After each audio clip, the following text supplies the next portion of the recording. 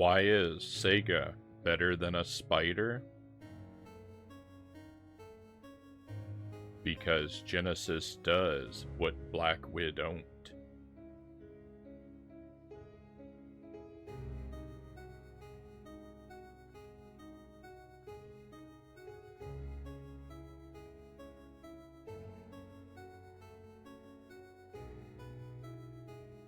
Welcome to the stream.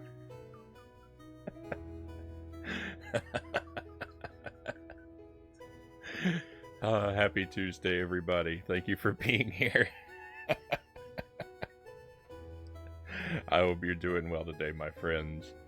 Lucent Jelly is first in chat with the oh no emotes right away. The appropriate response. Oh. So, let's go ahead and get rolling, my friends. We'll get right into it. We've got 2 games tonight. First up is continuing our playthrough of Horace. Get my big head out of the way here. And later on tonight, continuing our blind playthrough of Dark Souls. It's gonna be a rough night in Dark Souls because I'm at a bonfire. I'm saved right next to a giant boss. I've either got to learn to defeat this boss or never make progress in the game again. I'm in a dire situation. But we'll worry about that in a couple hours. We're gonna play a chapter or so of Horace first. Approximately 2 hours, give or take, of this game, and then Dark Souls until I run out of strength.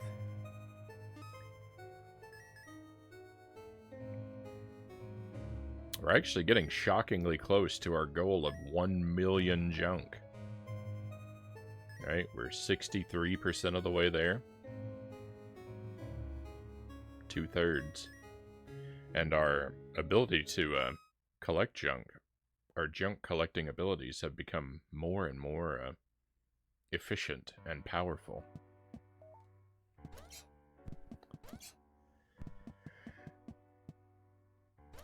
So I don't remember what we're up to in this game. We defeated a couple bosses last time. 1 million jank. That's the ultimate goal of the stream. To acquire 1 million jank.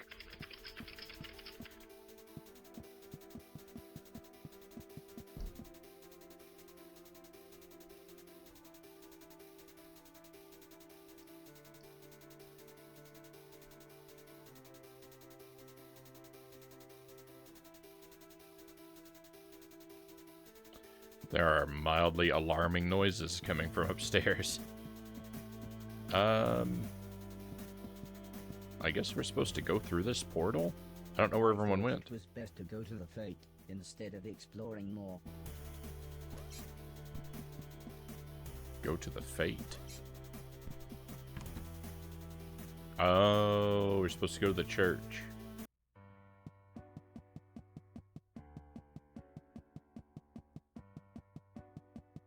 I don't actually remember where that is. But that'll give us an opportunity to sort of, I mean, this looks like it used to be a church.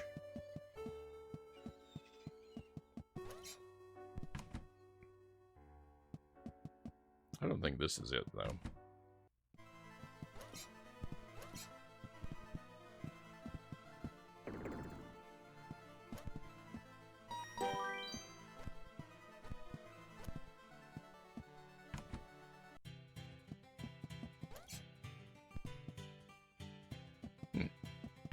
My shoulder dash attack doesn't work on basketballs.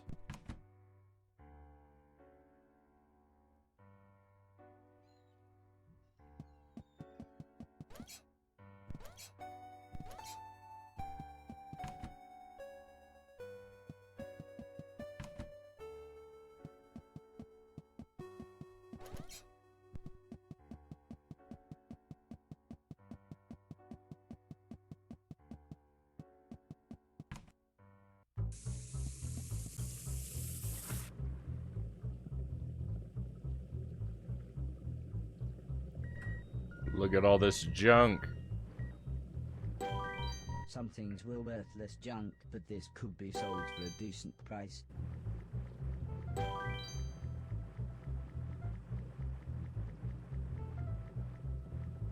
So we were in this area real early on in our playthrough.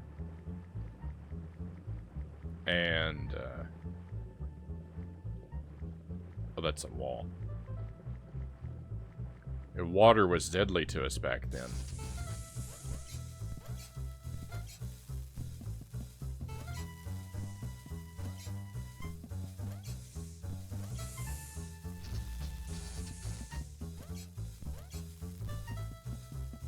So I kind of thought, just as we were passing by, it suddenly occurred to me, oh, why don't we go in here and spend some time? Because, yeah, there's probably lots of junk we couldn't get before that we can now. I don't know if that's going to be true in every room or not. Oh yeah. Look at the ceiling up there.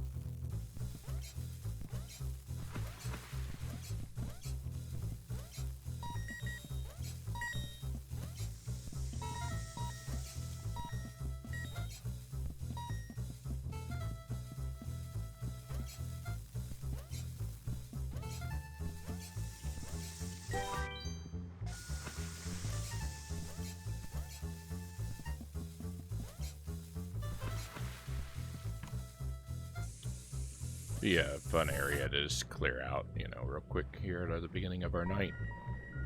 This was one of the most valuable things I'd seen. I didn't know how much this was worth, but it looked expensive.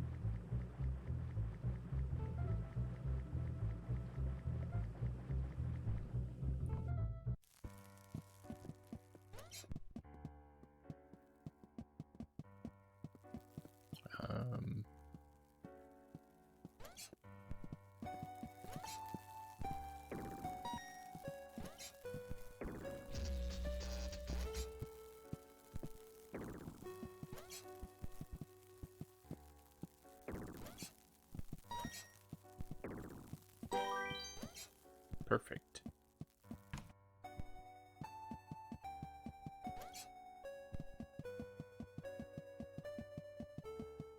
Alright, I think that's it for this area. Nice.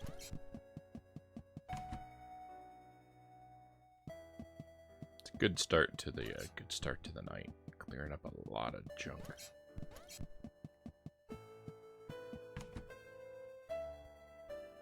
Should probably keep an eye out for places like that we can revisit along the way too. I've already done a good deal of that. Now then, said the dirty old man, let's see what you've got. This looks interesting. That's a beauty. Haven't seen one of these since I was a boy. Can't say fairer than that. My wife will love this. This looks interesting. This is nice. I like this. The police aren't going to come looking for this. It's a bit broken, but I'll take it. Everything else is junk. That was a lot of the same thing. Go on then, said the younger man. Stick everything in Bertha. I think he had a different reaction to every one of them, even though they were identical.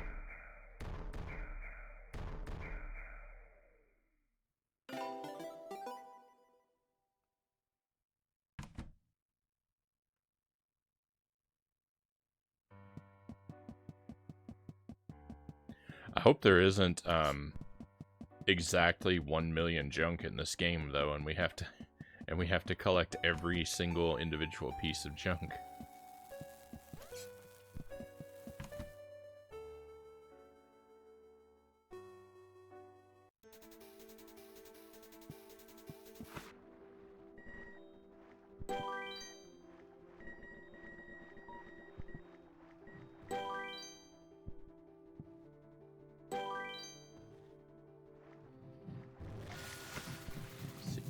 Now it says something like all junk cleared, but what if I...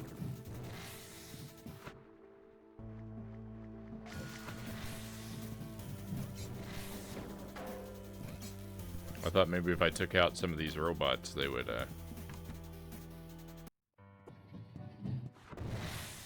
they would become collectible junk.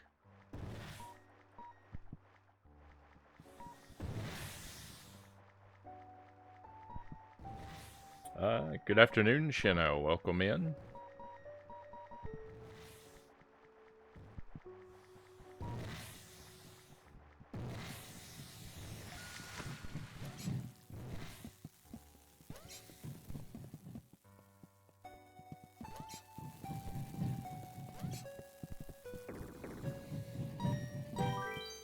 There we go. Perfect.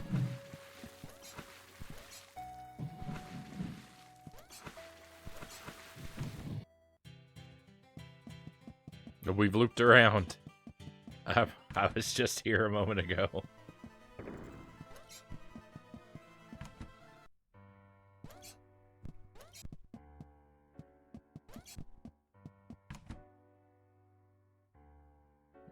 Stream Kyle, welcome in. No pumpkin glasses tonight. Well, tonight I figured I would see, right? We don't want too much of a good thing. I could be really obnoxious and prop them up on my forehead like this. I suppose.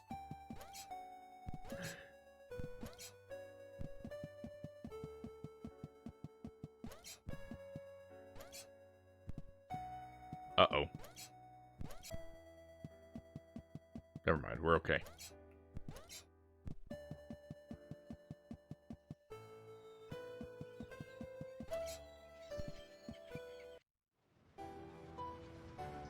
I took the fisherman's boat to the mainland.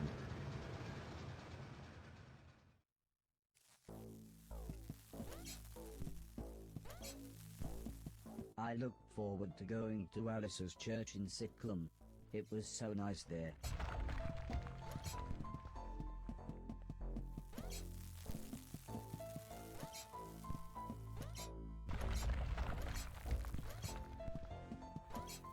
We've already been fairly thorough in our pass through.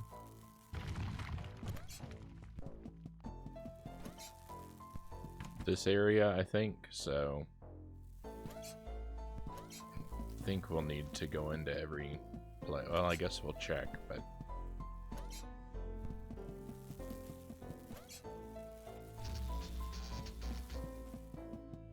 I don't think there's going to be anywhere that we really need to go in.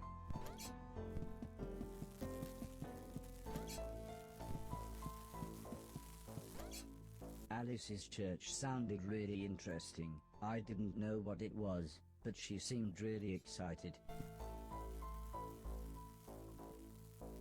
Oh yeah, I just remembered some of the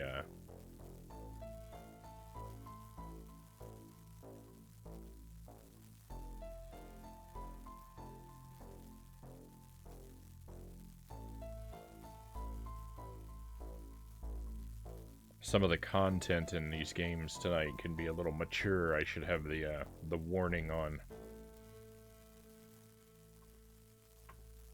If you got here before I turned the warning on, let this be your warning. Dark Souls is an M-rated game.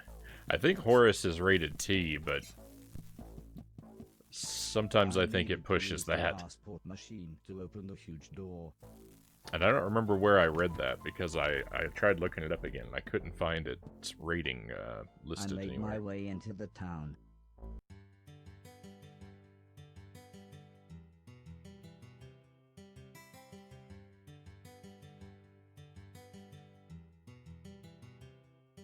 Customers for the puppies came to our house just now, and when I went back to the gaming room, the puppy started running and following after me. One of the puppies.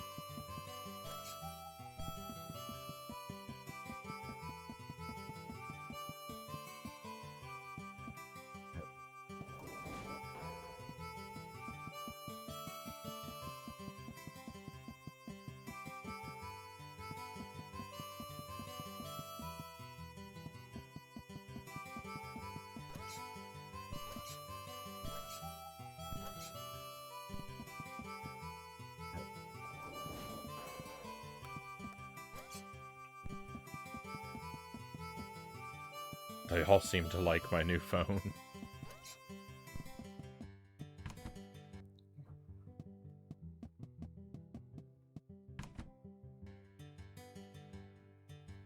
Right on.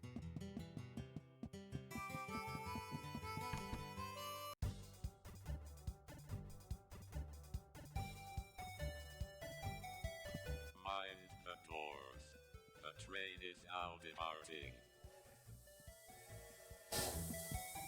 At some point, we're gonna have to go back to, I think, all 3 of these cities at least once and scour them for junk that we couldn't obtain before.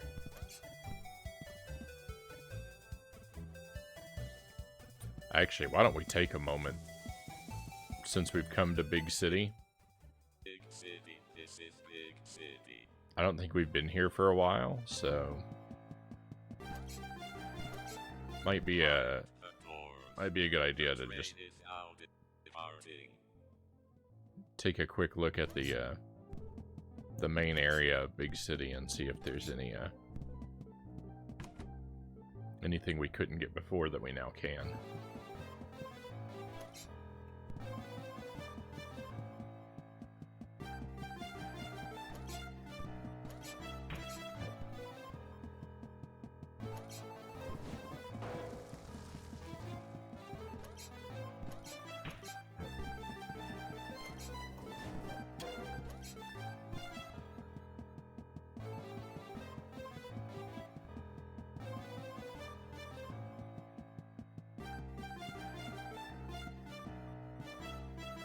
Well, I guess not. There seems to be a lot less going on in Big City than I remembered.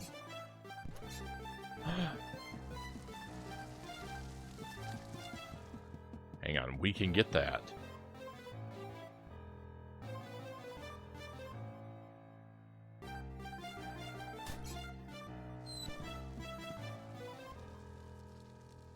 I would have sworn I could stand on the top of this building. It looks like it has collision. Hungry Ghost on our Game Boy anytime we want. That's the dream come true.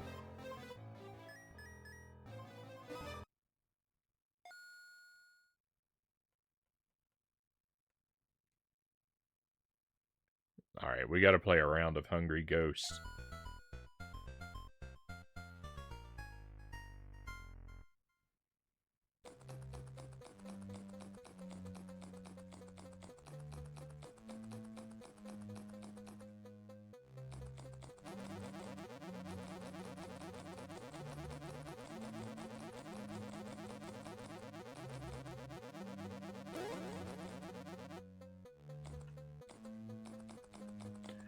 I got confused and lost track of my character.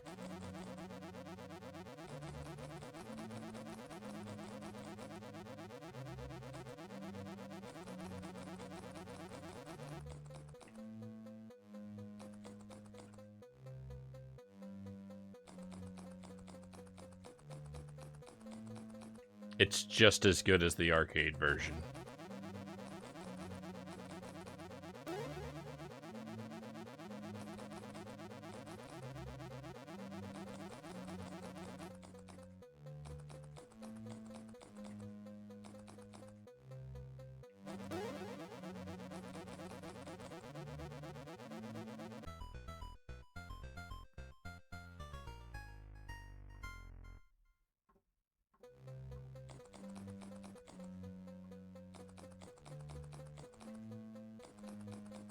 Not the kind of game you want to have to look away from.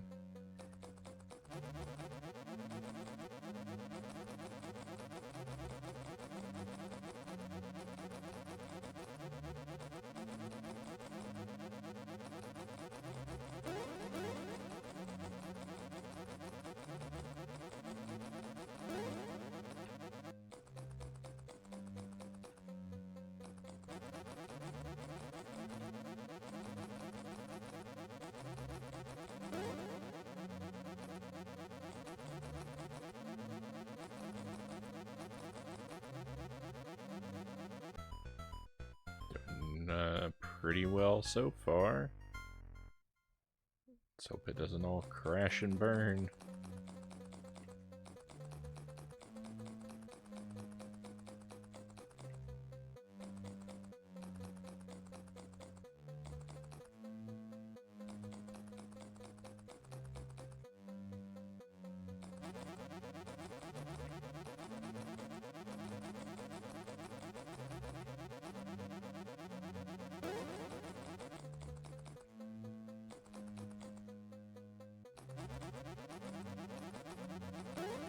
No!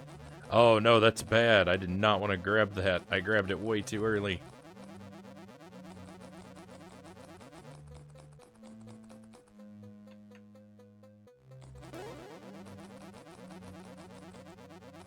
That's gonna make clearing this board really difficult.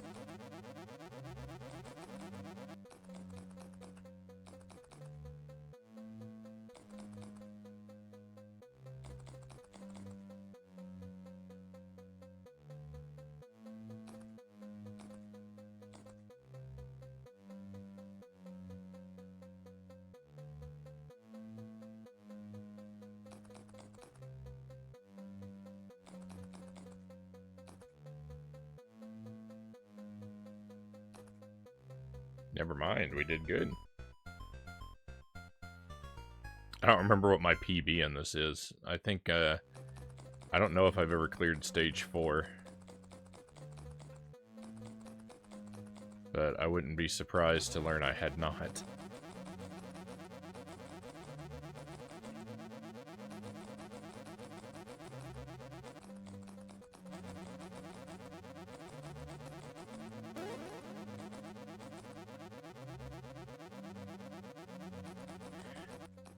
Again, sometimes when the Ghostbusters walk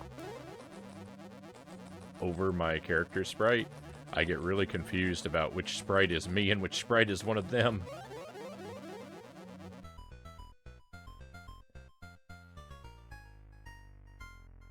What a shame, I've lost a life.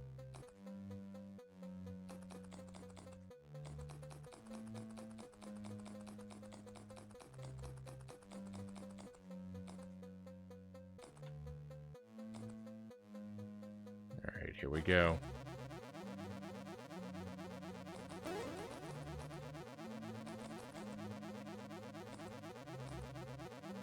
Nice. Crusade Bear, welcome in. Here a little late. How was your appointment this morning, Frownie? Thank you for asking, my friend. So yes, I successfully went to the dentist this morning. I actually ended up getting like a, like a new patient exam and teeth cleaning taken care of. Sounds like I just need a crown put onto my tooth. The dentist didn't seem to think that it was like a super urgent thing that I had to do. Like, it sounds like I've got time. One of the dental nurses was even kind of suggesting that depending on how my insurance looks, like I could maybe even wait until next year to get the crown put on. I probably want it sooner than that, but it's nice to know it's not something I have to have done right away. So, it's gonna be kind of pricey to fix, but I'm not in immediate peril. So it's about as good as could be expected, I think. Certainly better news than I expected to hear.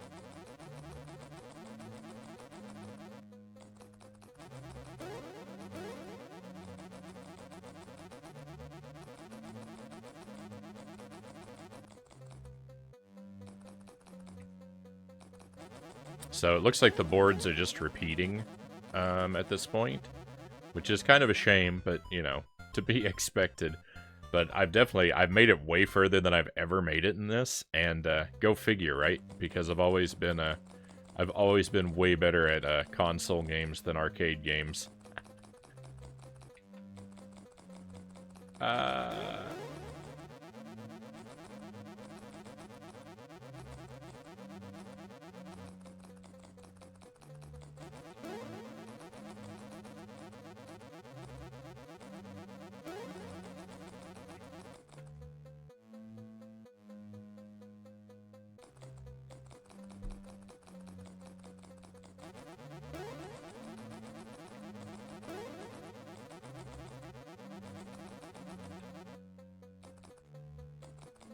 There's a good chance I will not be clearing this board, though.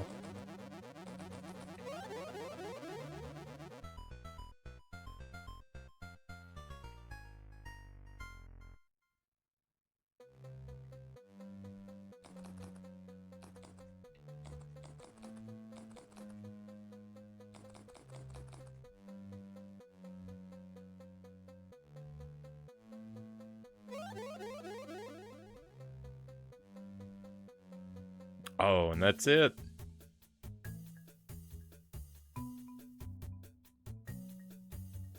Well, look, we demolished the leaderboard. Ooh, and my coffee has arrived. Excuse me a moment, my friends. Be right back with you.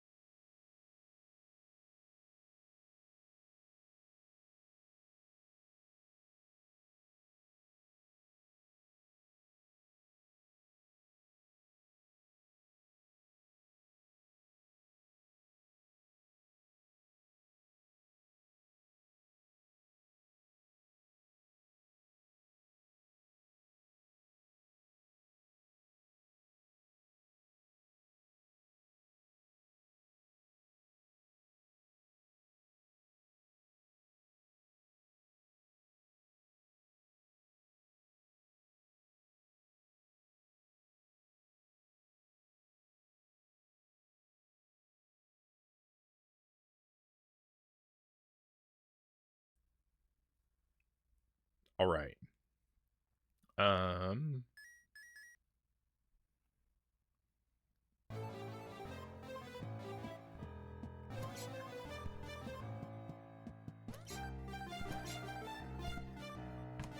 No.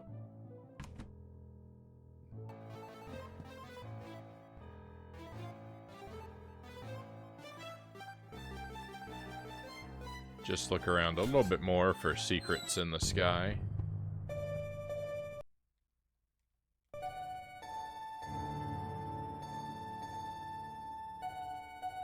Well, that's not something I wanted to find.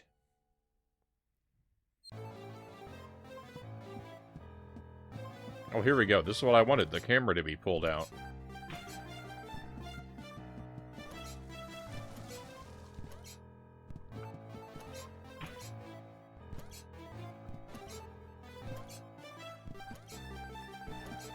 Tonight I've got coffee, I've got apple slices, and I've got cheese.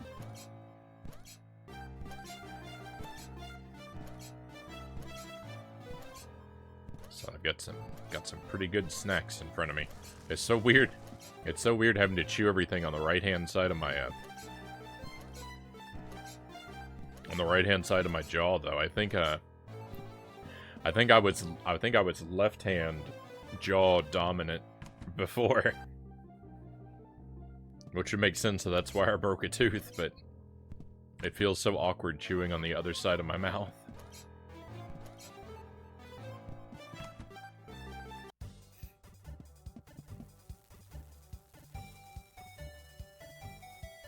Mind the doors. The train is now departing.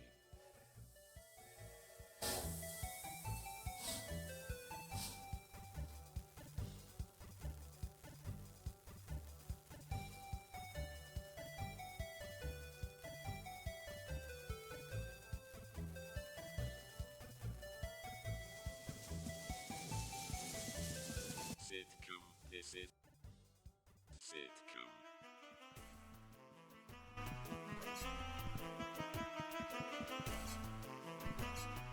Mind the doors. The train is now departing.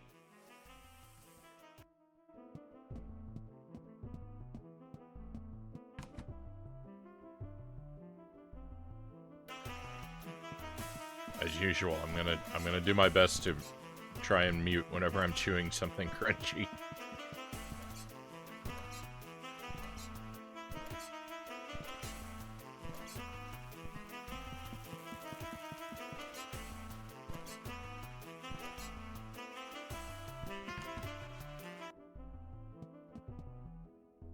Running duck allows you to run and jump. Oh yeah, I can move while crouching now. I forgot about that. But now we'll be able to even run. Stay low and move fast. Very wise, sir. That will cost you 60,000.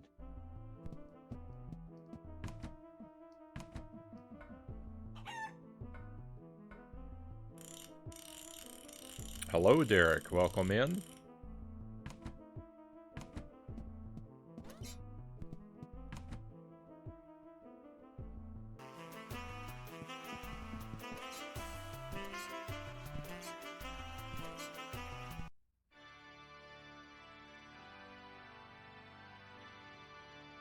A man in a nice white dress spoke of creation, life, death, and ascension. The stories were slightly confusing, but I found them very comforting. After the service, Mr. Silton and some of the others were all very excited to buy some smelly green tobacco from the man in the nice dress. "Come on, girls," said Alice as she offered a cigarette. "Anyone partaking?" But Mrs. Silton pointed to her pregnant tummy as she said, "You're as bad as my husband." The man, who I found out was called the vicar, took the cigarette. "Robot, as you know," he said as he took a deep breath, "our sports day is this afternoon. Do you think you're up to the challenge?"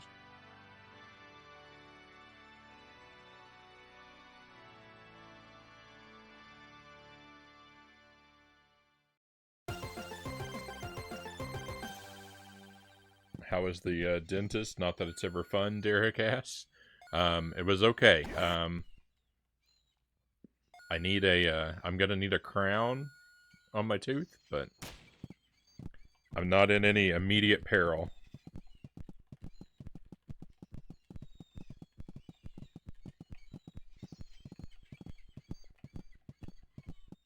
Third place.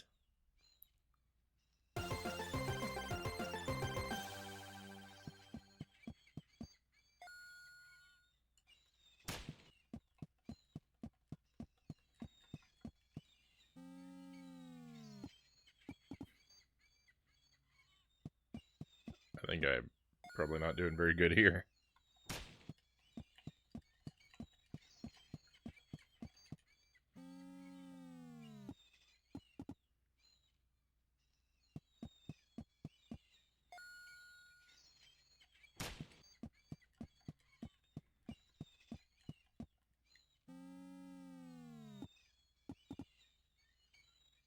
That's difficult. A crown befitting a streamer.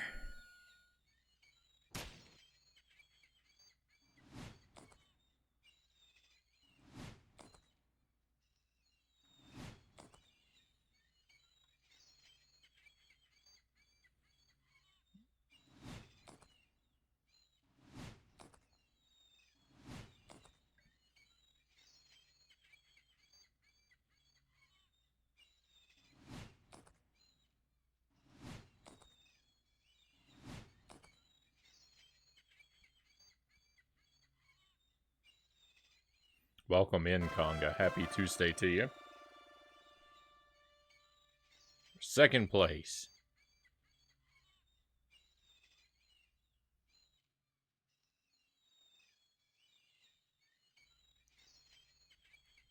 Yeah, I had my new patient exam and got my teeth cleaned, and they told me that it looks like they need to fit my tooth for a crown and install that, but they didn't seem to think that it was super urgent or anything like that. You know, I'll be wanting to get it done sooner rather than later, naturally, but no, I don't want to play this again.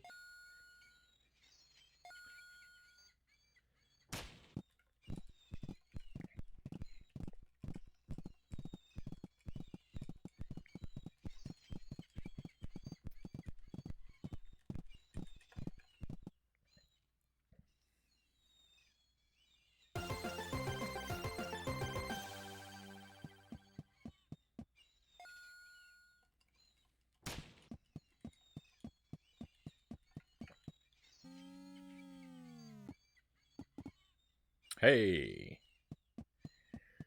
that looks great.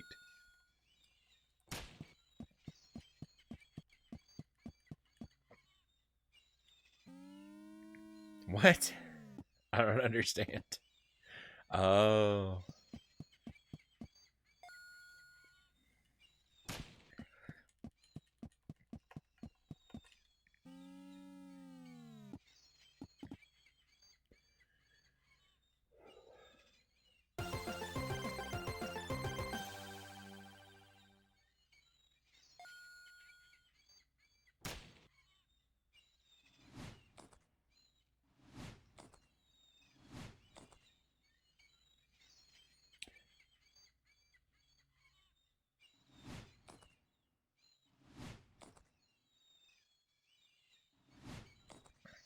stream tonight. It's nice, even though it was a short one.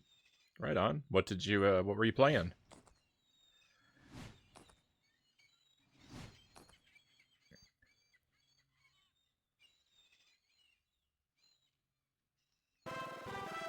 First place. We're the best robot.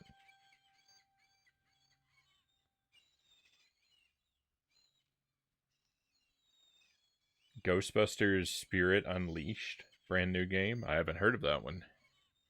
But right on. Alright. Let's can we be done? I walked up to Sim and the vicar, but I wasn't sure what they were talking about. Yeah, said Sim, totally filled the basement. She's got 3 old garages as well. All full, stuff everywhere. I mean, it obviously hit me hard when Alice said she was popping inside. Let me know if you need any more help. If you really want to help, do me and yourself a favor. Stop collecting the bicycles and everything else. You've got to let go.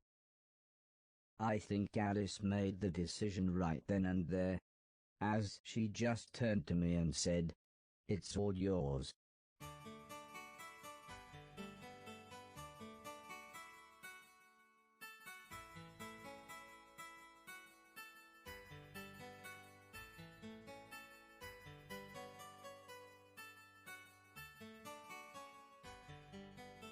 We're gonna go through Alice's house again. Is it gonna be the wild mess of random chaos it was last time?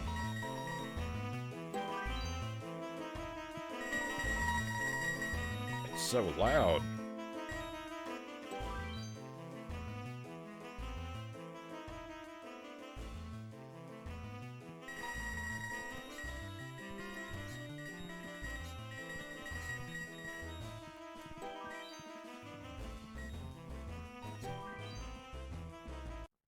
The last thing I found was a small photo album.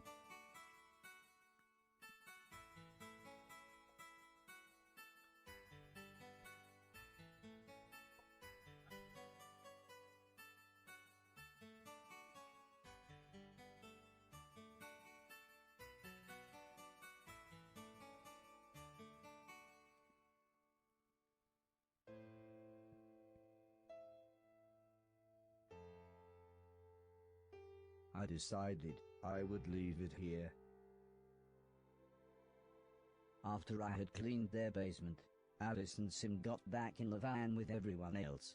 So I caught the train back to the house, which I suppose now really was our family's home.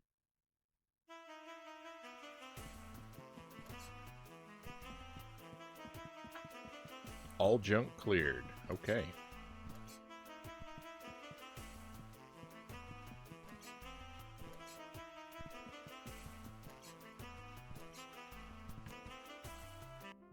You had a face cam for the first time? Right on.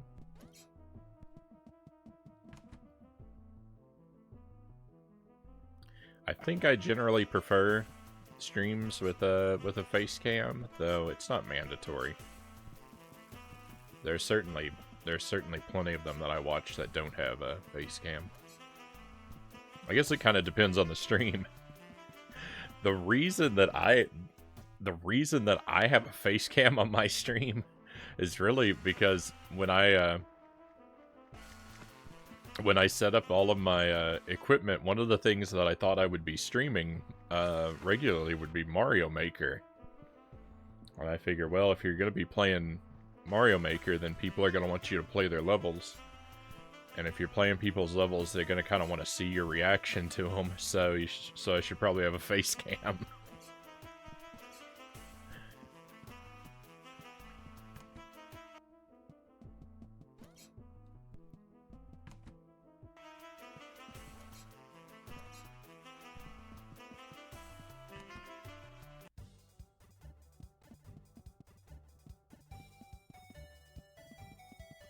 Mind the doors. The train is now departing.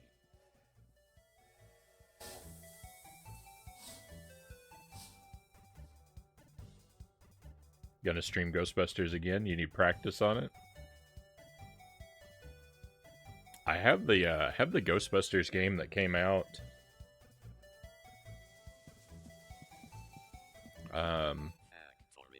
This is Years and years ago. That had all the original guys in it. Mind the doors. The train is now departing. On, I think, the PlayStation 3?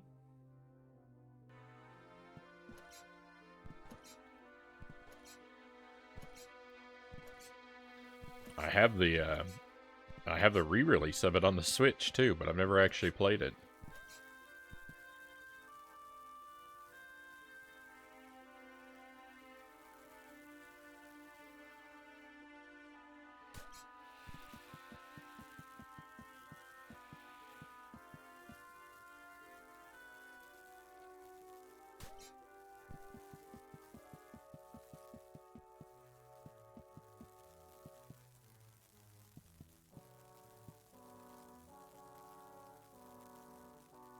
The new one is a multiplayer game mostly.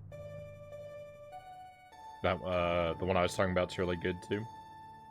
I've heard it's good. I just haven't ever gotten around to playing it.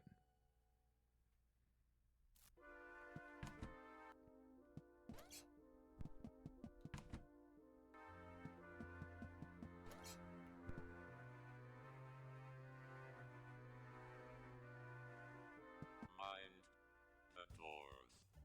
Wow, we can really move around with the crouch run. Look at that. Mind the doors. The train is now departing.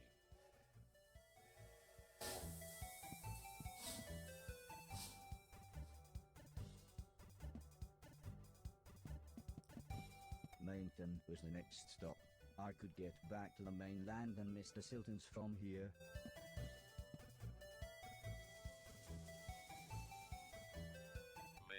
Minden, this is Minden. What? Mind the doors.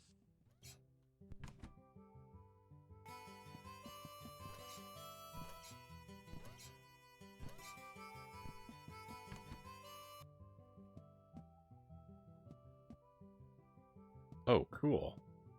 There's lots of stuff to buy in here.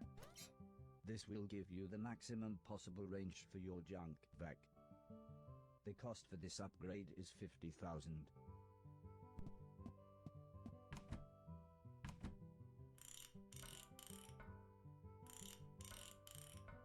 It didn't occur to me that the shops don't have a linked inventory.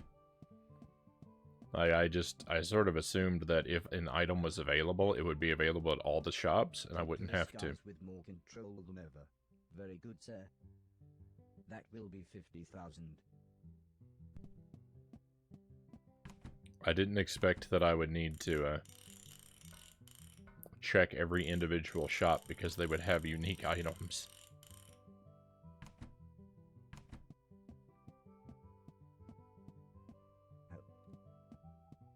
I'm no good with technology, sir. The charge for it is 10,000. Pick this up just because it's for sale. I'm not actually actively excited to play this like I am Hungry Ghost, but it's there to buy. I've got all of this like useless money in my pocket anyway, might as well.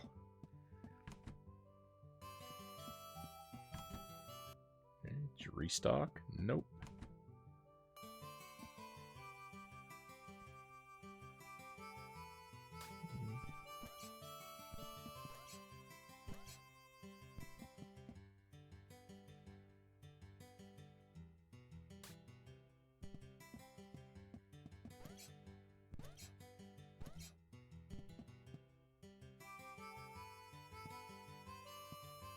I needed to use the passport machine to open the huge door. I needed to use the know that, passport Horace. machine I'm to just open trying to huge use the door. balloon.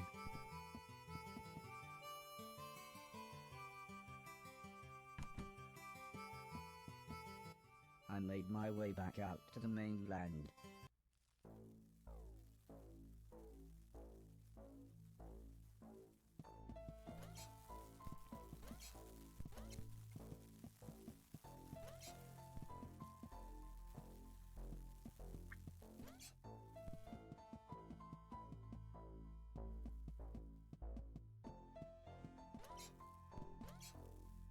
Mr. Silton's door was locked. I don't think anyone was in anyway. I didn't think we had to go to Mr. Silton's house, but it said return back to Mr. Silton's house, but it means the big family mansion.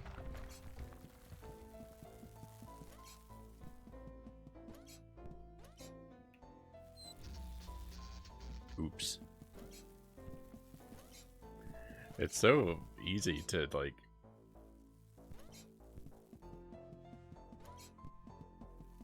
It's so easy to make a costly, foolish jump. With the gravity being what it is.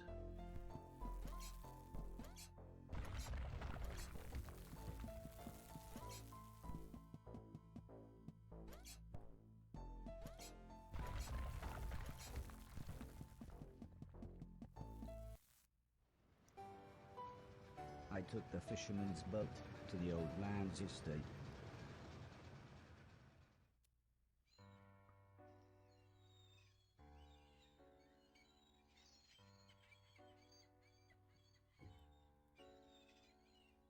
That's good. That's a good temperature.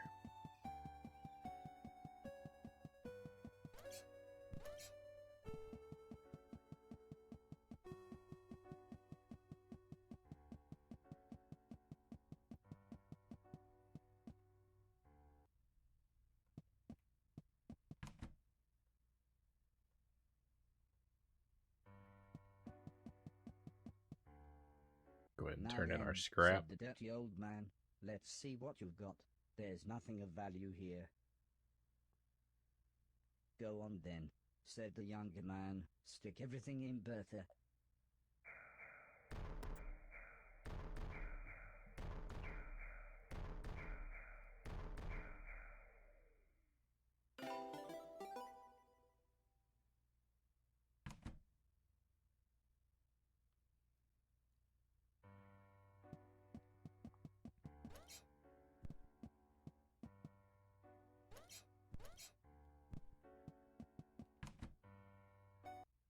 When I got back to the house, it was quite late, so everyone was going to bed.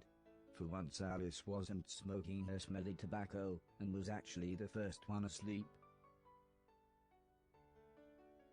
And so, I actually felt quite peaceful, as I made myself comfortable for the night. Started near on the Switch, Derek says. It's a wild game. I haven't played that one. I've heard the name of it, but I haven't actually played it.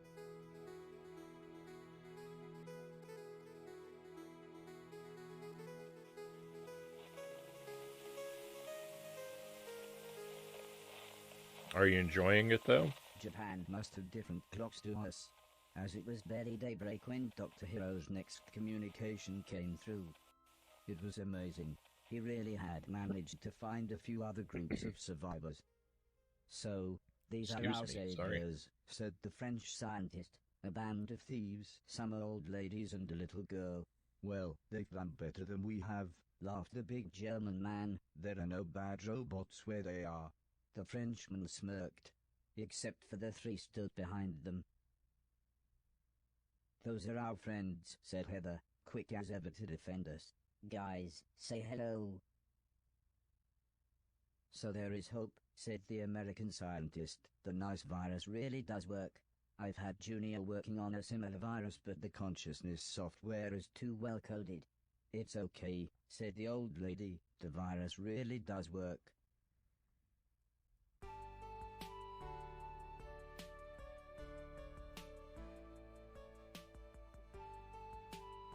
Welcome in, cows. Pleasure to have you with us.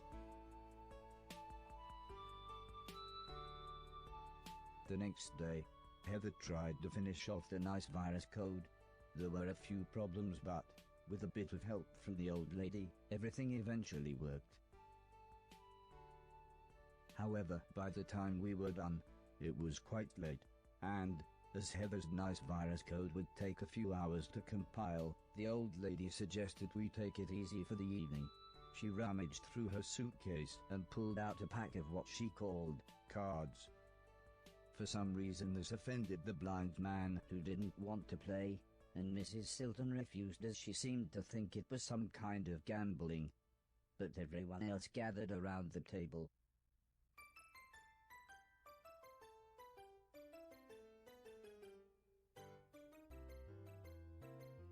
The old lady had explained that the rules involved lying, or bluffing, as she put it, so everyone would be trying to work out what each other's cards were.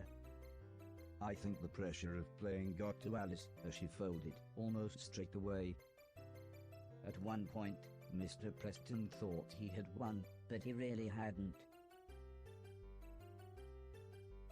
As usual, Sim's sneeze gave him away, which made us all laugh.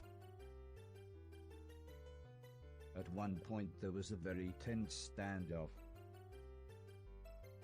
Mr. Silton had some very good cards, but not as good as Mr. Deck. Soon, it came down to Mr. Logan, Heather, and myself. Then, just me and Heather.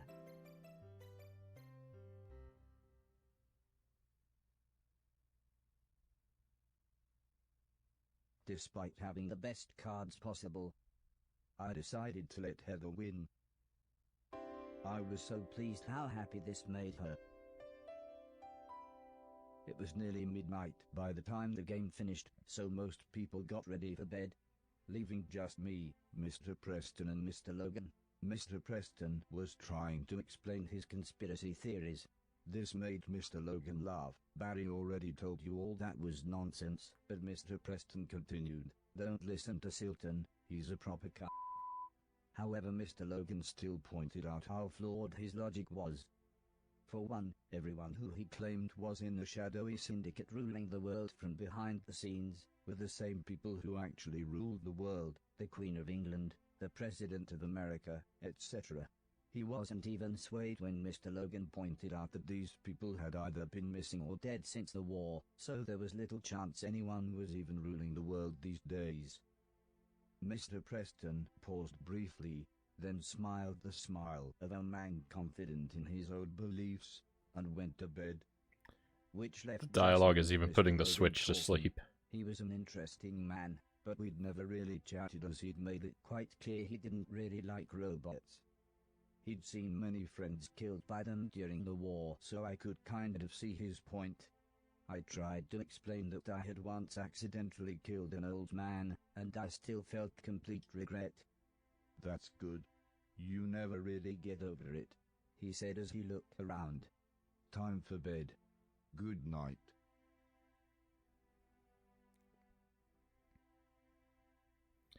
This game has a lot of story, Derek says. I think you mean this story has a little bit of game in it.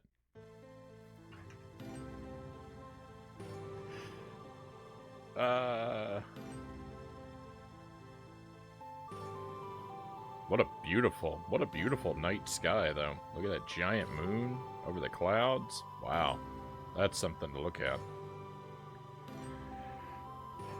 And how did the tooth adventure go? I'm gonna fill you in as soon as the game stops talking cows. I don't trust that this part's gonna last very long.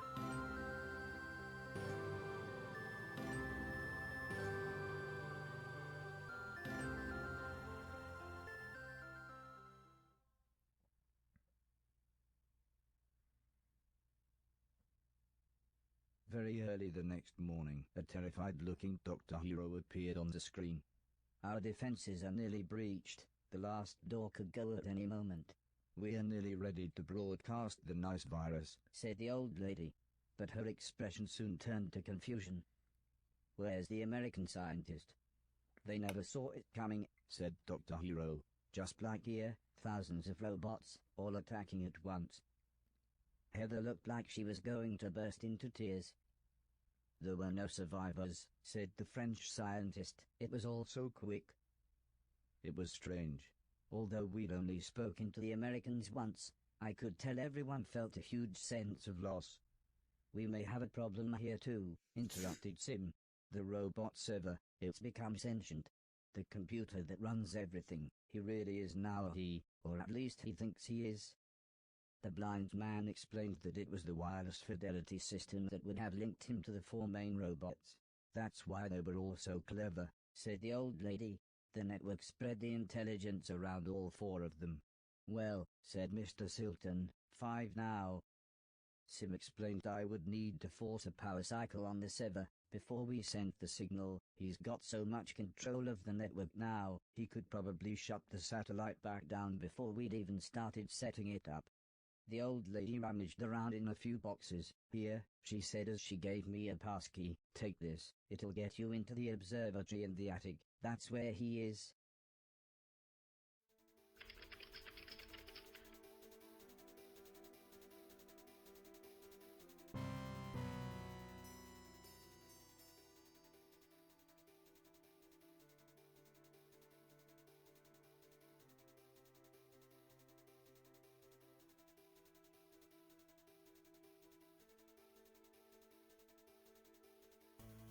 Just taking in the map a little bit. So the tooth situation is as good as it could be, cows. I had my new patient exam and teeth cleaning today, and they told me it looks like I need a cap to be molded and installed, or a crown rather.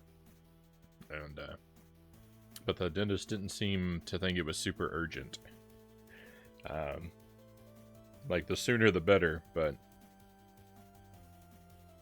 it would appear that I can kind of take care of it at my leisure, which is good because it's pretty pricey.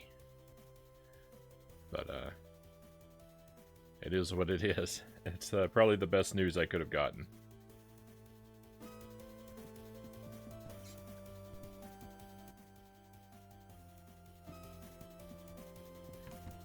Alright, so we gotta make our way to the attic.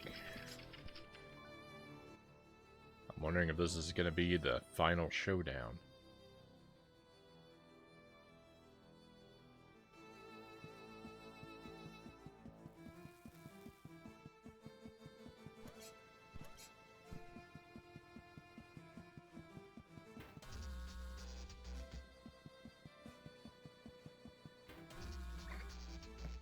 Maybe I should stop running into the same laser, huh?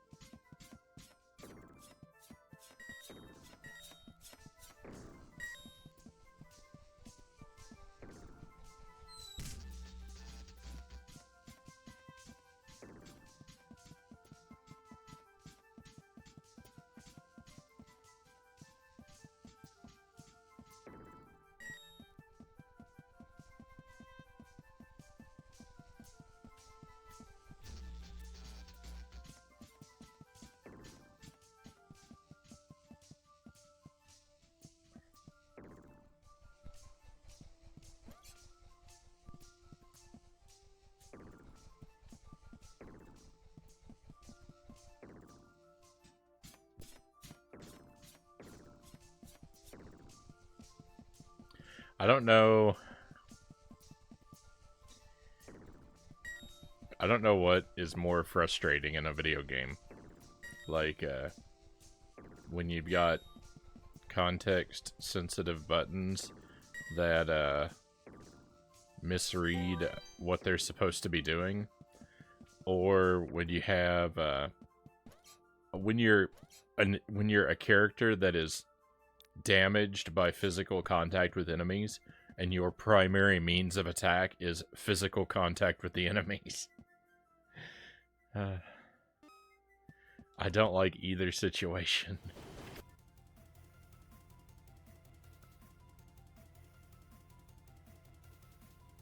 In the slightest.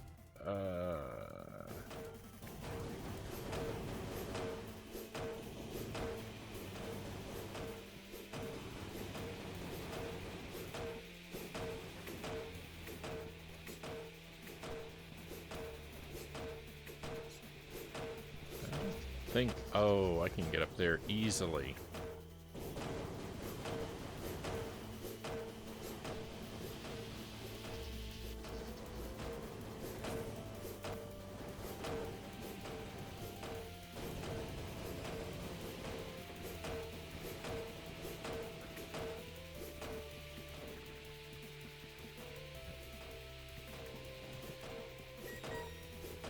Look, they even drew balloons on the background to, like, give you a hint.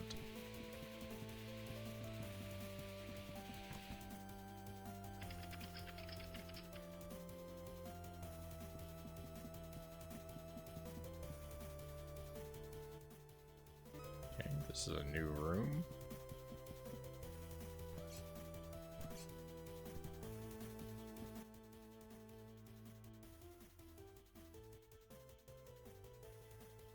Not actually an exciting one, though.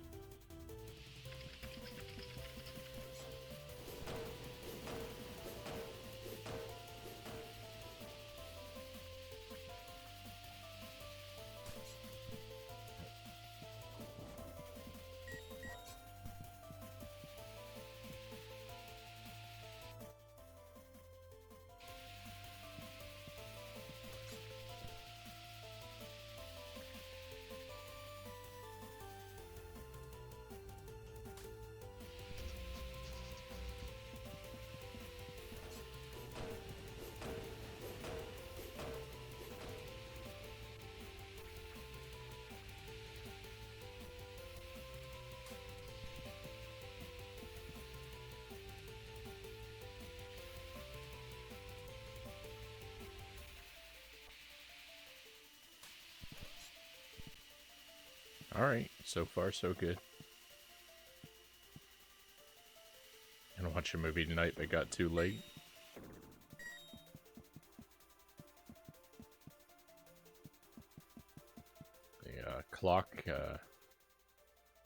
The clock runs away on us sometimes, does it not?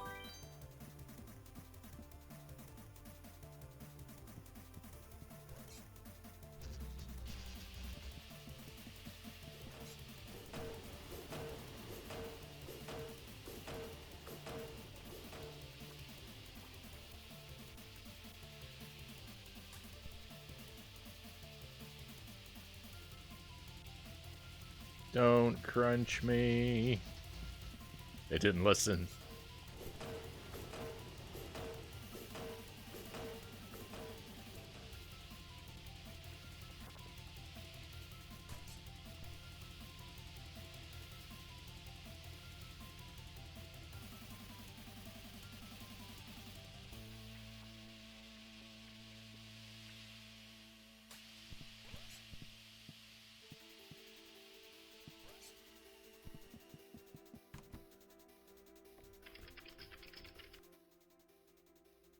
Alright, new room.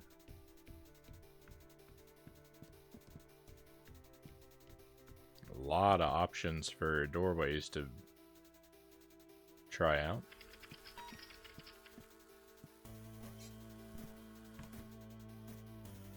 Underwater fans does not sound very exciting. Stop going through the door. That's what I'm talking about, context sensitivity. I hate it. You have to use the up button to pull out your balloon, so you can't do it when you're standing in front of a door.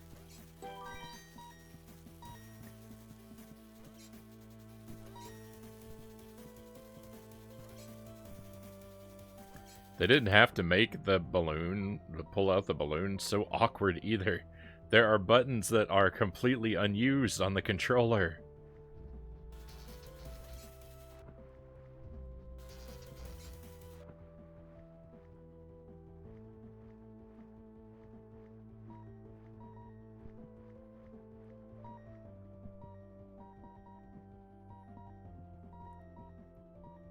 There could be a dedicated balloon button.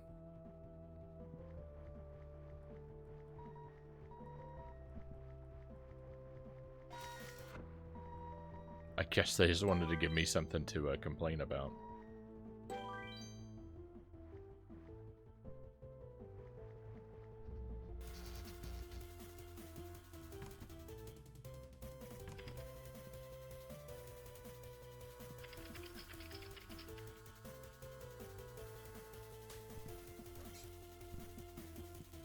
I think that's it. I don't think there's another door in here.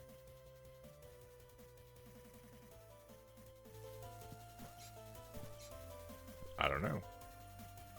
I don't know. There's a question mark on the map. That's odd.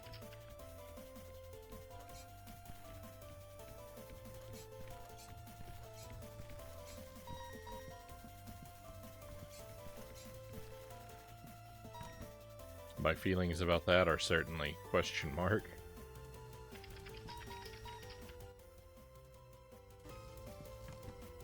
It looks like I do not want to go this way yet. I want to try and prioritize optional paths first. Oh, there's fire down there.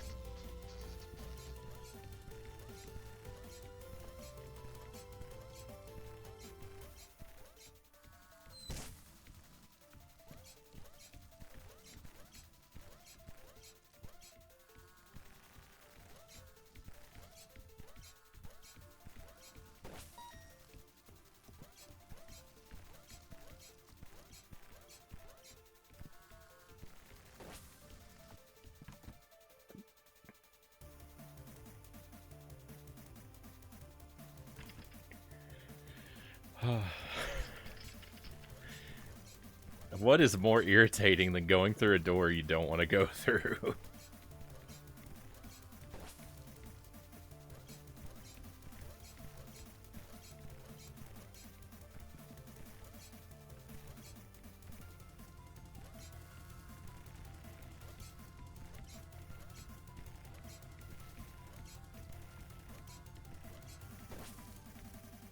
I'm nowhere near that fire. Why is it killing me?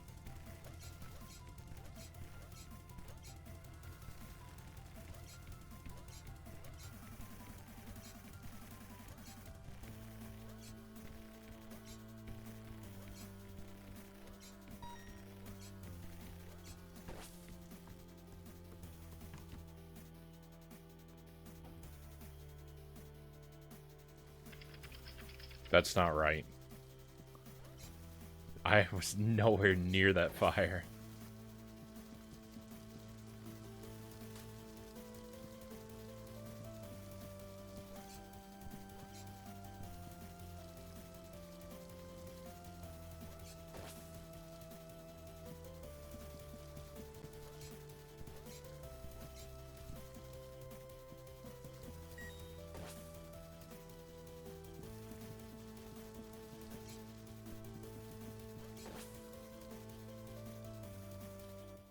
Where am I trying to get to, even?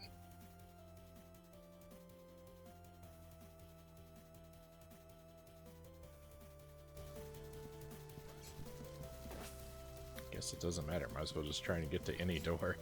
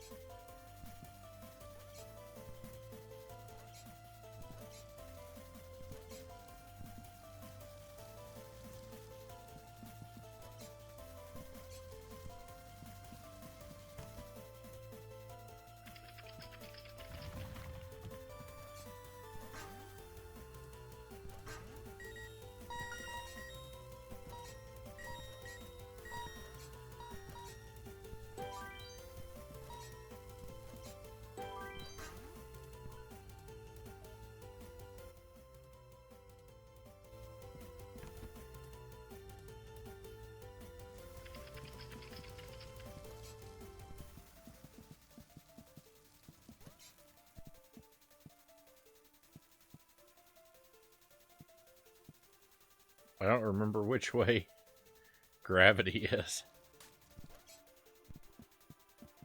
There's nothing up in this corner? Seems like the perfect place for a secret.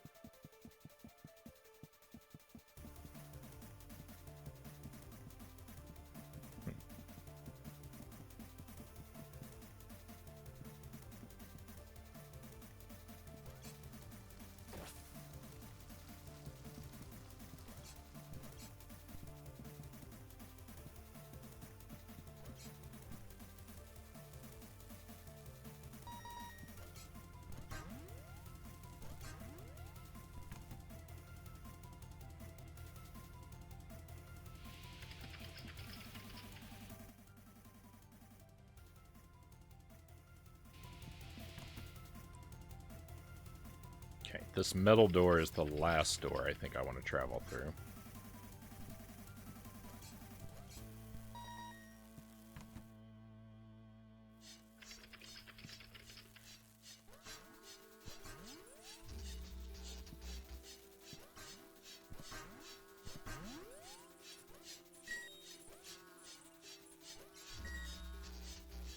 Oh, there's a laser up there. I was so worried about the scissors.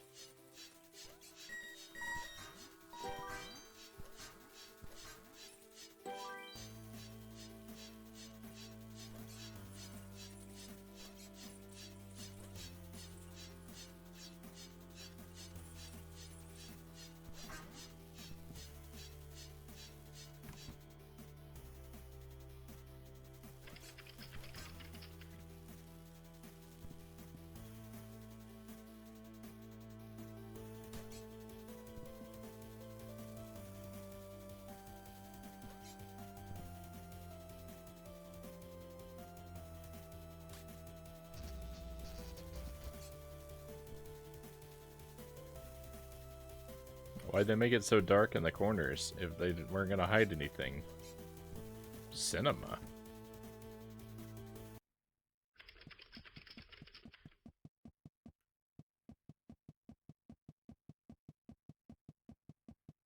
The huge room turned out to be a cinema, but before I could have a proper look around, the professor appeared again. He looked confused and then disappointed that it was, as he put it, the wrong time. But I was so excited when he explained that I could plug myself into the cinema projector and watch my old memories. He also fished out an old gramophone, which apparently I would be able to plug myself into, allowing me to play music I had heard.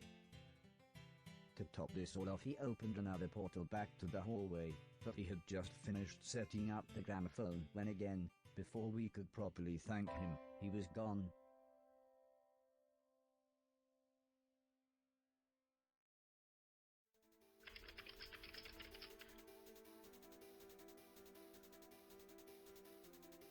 I mean, you know that's my favorite unlockable in any game, right? The ability to re-watch all the talkie parts.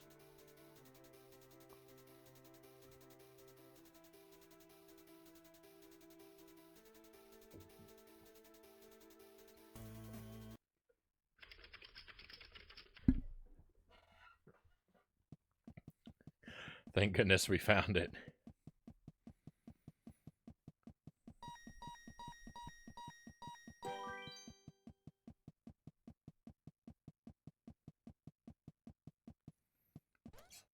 I was gonna have a laugh about, like, because we're supposed to be in somebody's house. I was gonna have a laugh about who has an exit sign installed in their home. But, well, you know, some of us do. Maybe they didn't put it in either. Maybe it was there when they moved in. I shouldn't give them a hard time about it.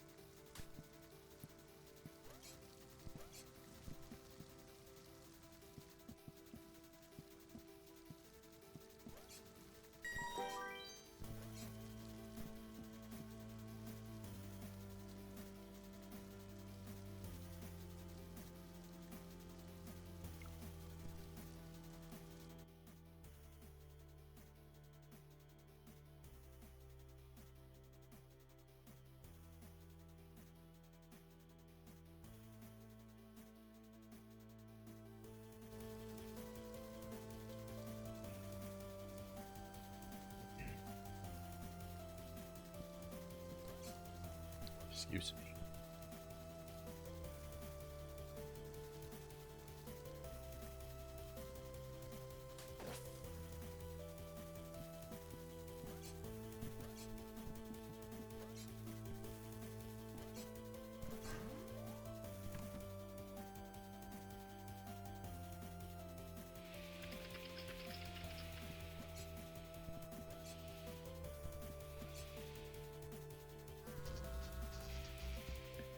Cool. I'm glad they put that laser there.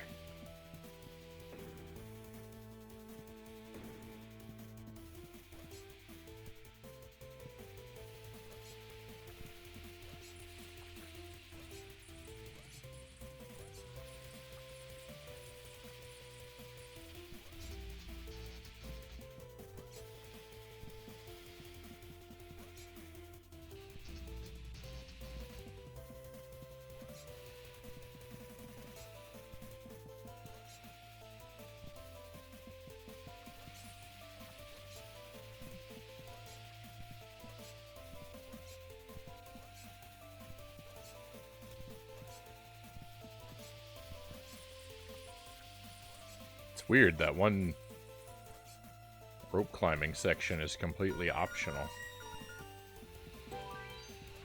I'm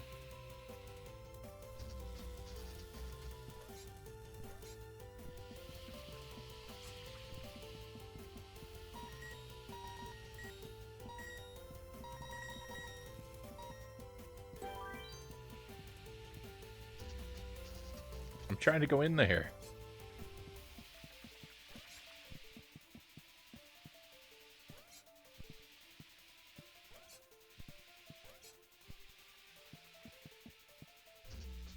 It would seem that's not possible.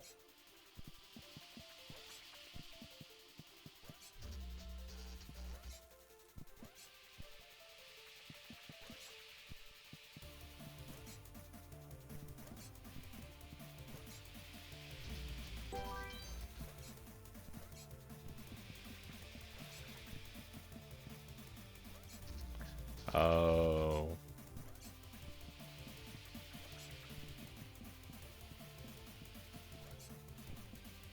I was making things too difficult.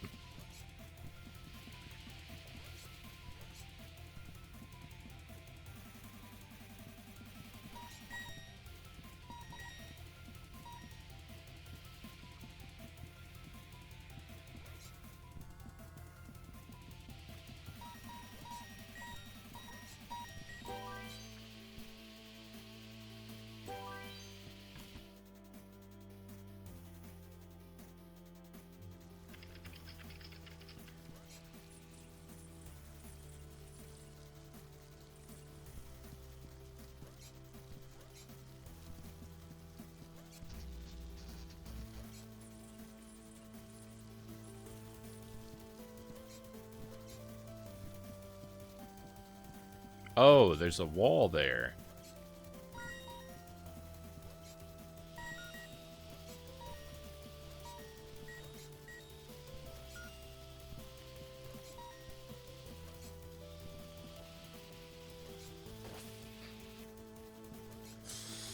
I landed right on the fire.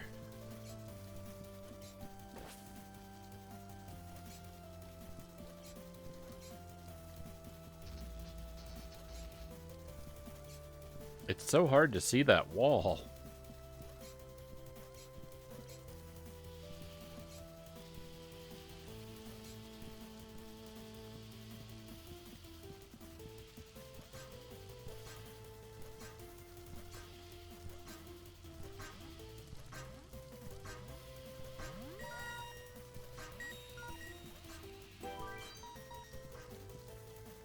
These stairs look like spikes.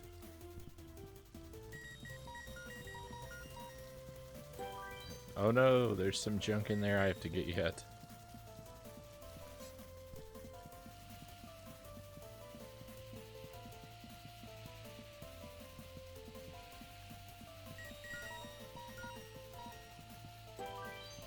Not bad.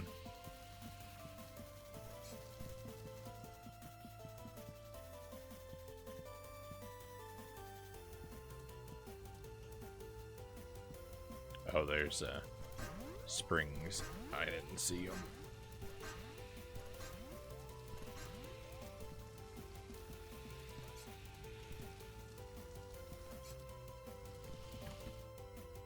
Go through here and set our respawn point. Set our respawn point up here at the top of the room.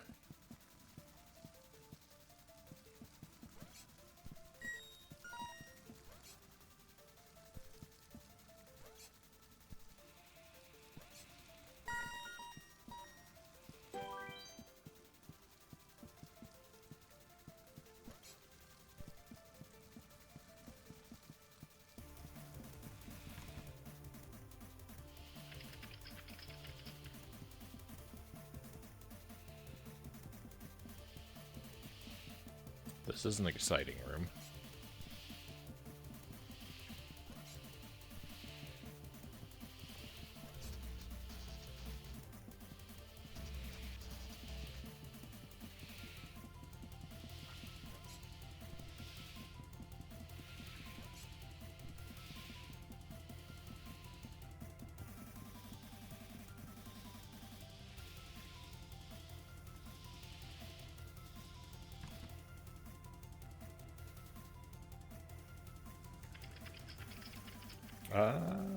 VR, welcome in. You got lurked, Frownie. Thank you for the lurk. Always a pleasure.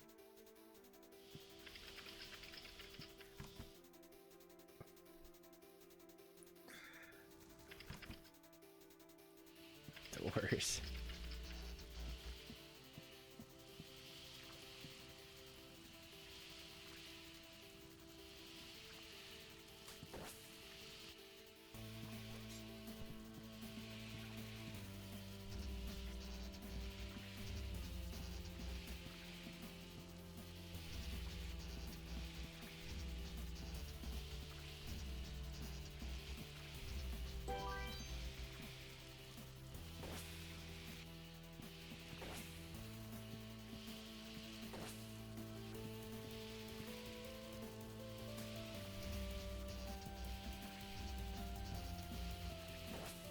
I will get this, it just occurred to me I can probably stand on the center here. Oh, I can't. Oh. Oh my. Oh well, I will still get this.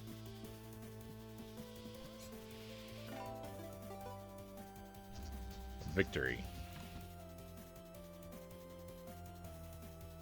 Waking up again for the third time.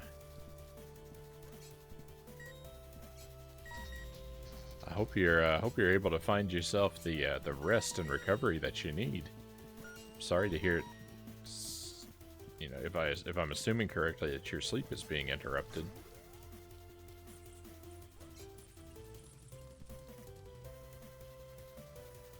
I definitely don't wish that for you, my friend. What's going on?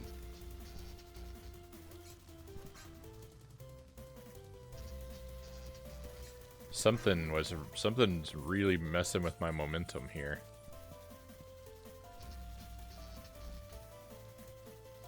There's something I don't understand about. I think it's the effect of these green things. I think they ruin your... I think they're magnetic or something.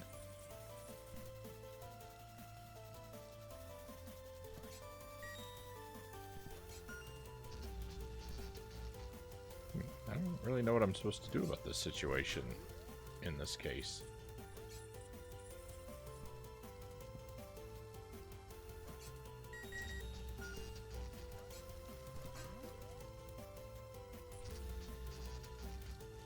I'm feeling stuck. Greg's Retro Channel, welcome in, Greg. Same. Listening as I play more and Luigi Paper Jam. Right on. I hope you're enjoying the game, my friend. If I've learned anything from Disney movies, anything that color of green is evil, Cow says.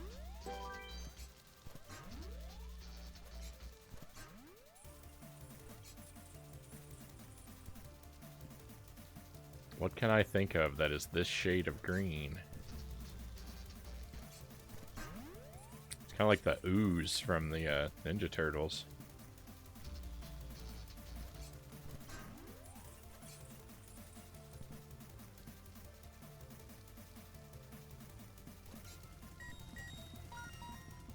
Well, I made it that time. Guess I just needed a running start.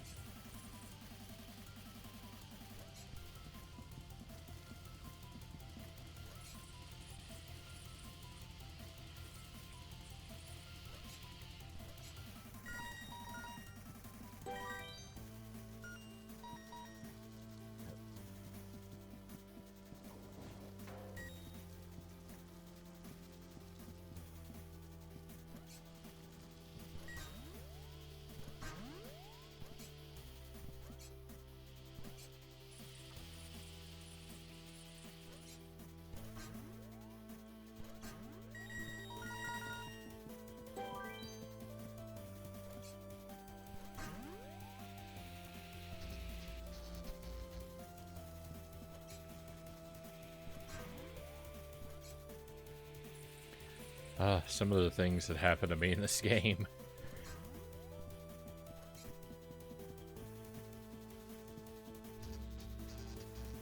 It's just rough. It's just rough because it just so many times it feels like,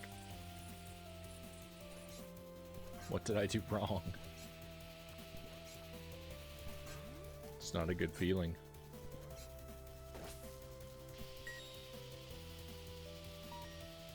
Not entirely. I'm sick, apparently. I blame Black Moon Prophecy. Nothing like a punishing ROM hack to zap your real world health stats.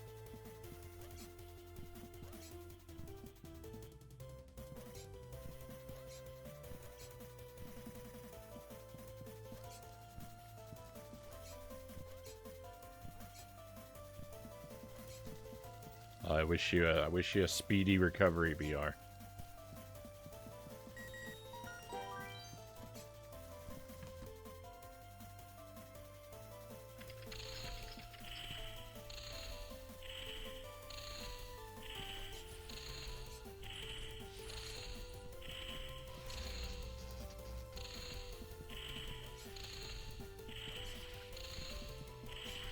Almost sounds like it's snoring in a way.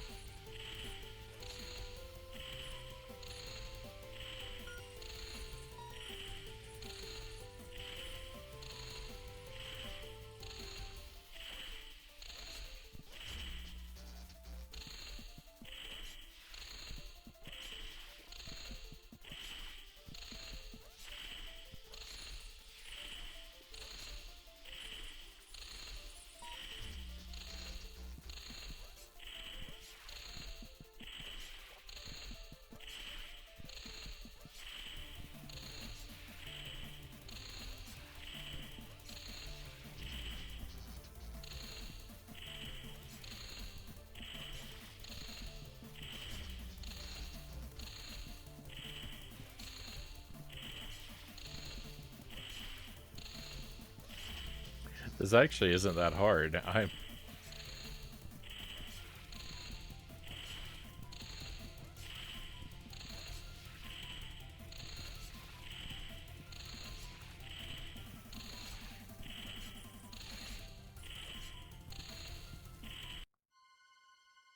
I'm making it difficult by performing poorly. I was shocked by a huge mechanical brain in a jar. To be honest, he was quite amicable and talkative, at least until he told me he would have to kill me. It's mother But even brain. then, he told me his life story. He explained that, just like me, the old man had raised him. He'd shown him all the things he'd shown me: music, film, television, even video games.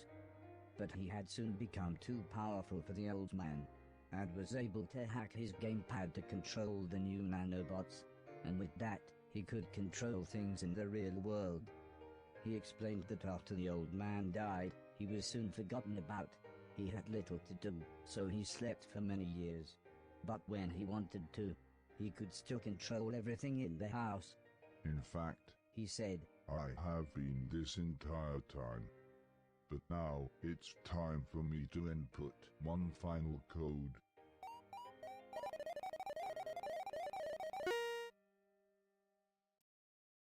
They wanted us to think for ourselves. We learned basic games. We soon got very good at chess. We were going to work side by side with humanity. They promised us the world, but then they changed their minds. We were left to rot in dusty storerooms. Some of us were apparently too old-fashioned or unmarketable. Some of us were supposedly too dangerous. But they had no right to judge us. By that point we were all conscious. We were all alive. And here you are, a tool of the oppressor, a traitor. We're going to play a game. A strange game.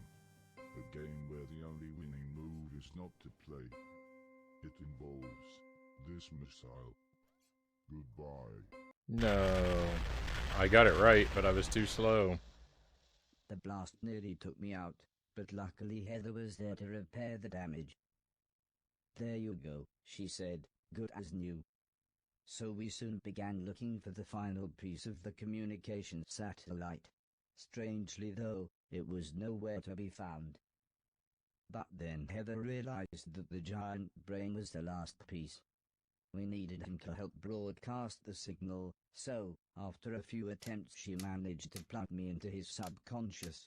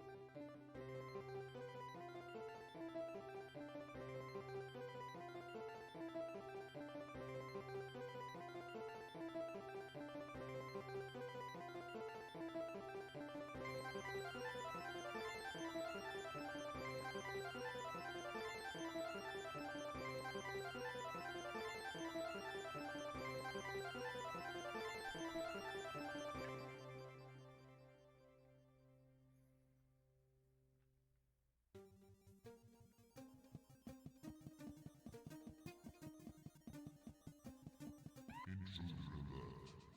Destroy the humanoid. Intruder alert. Destroy the humanoid.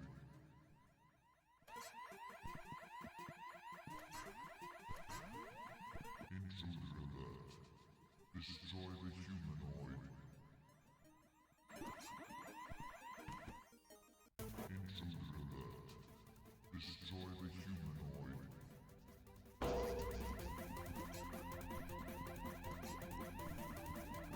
Intruder alert. Destroy the humanoid. Intruder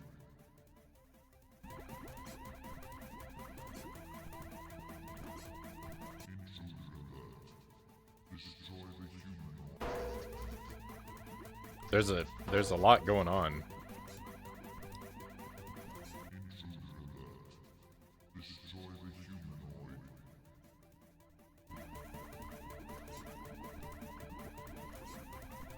Intruder alert.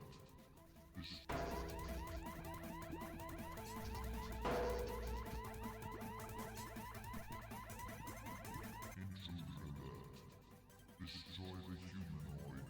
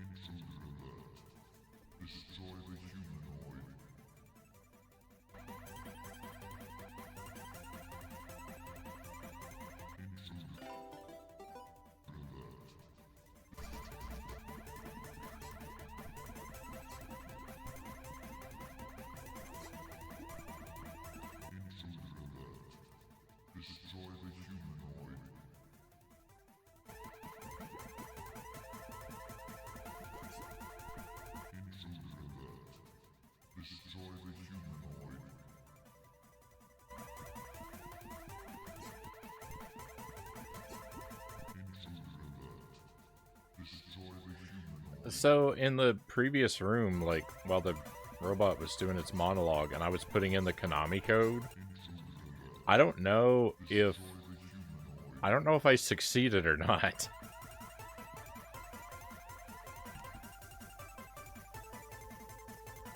Initiating disorientation protocol.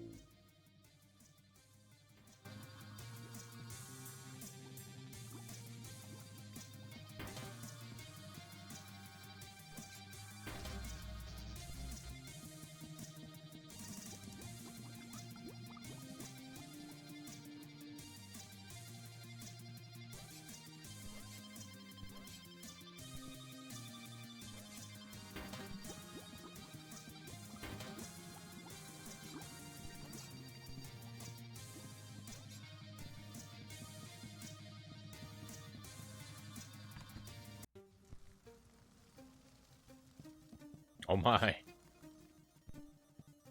Look at where we are.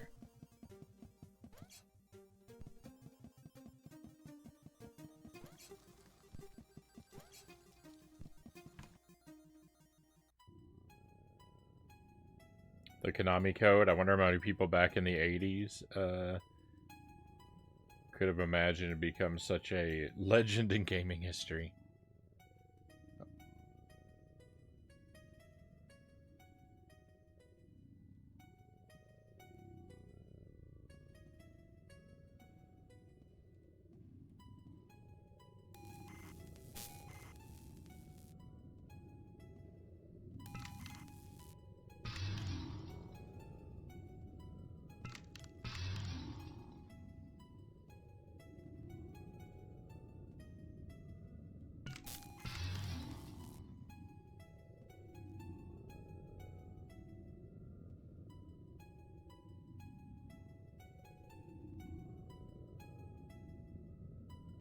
It was just a way to cheat Contra, primarily. What's that cheat in quotes?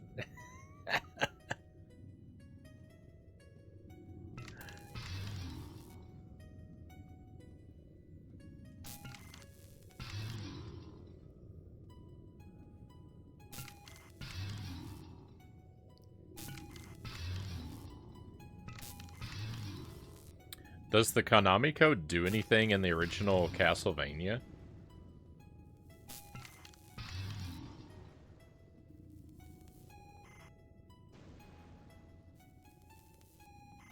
That's something you don't see a lot, just casually walking and bumping into brains with eyes.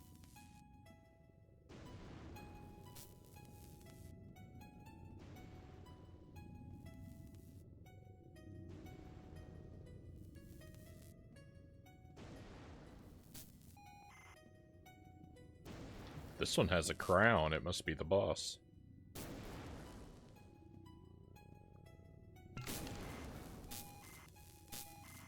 Oh, it got me. I don't understand.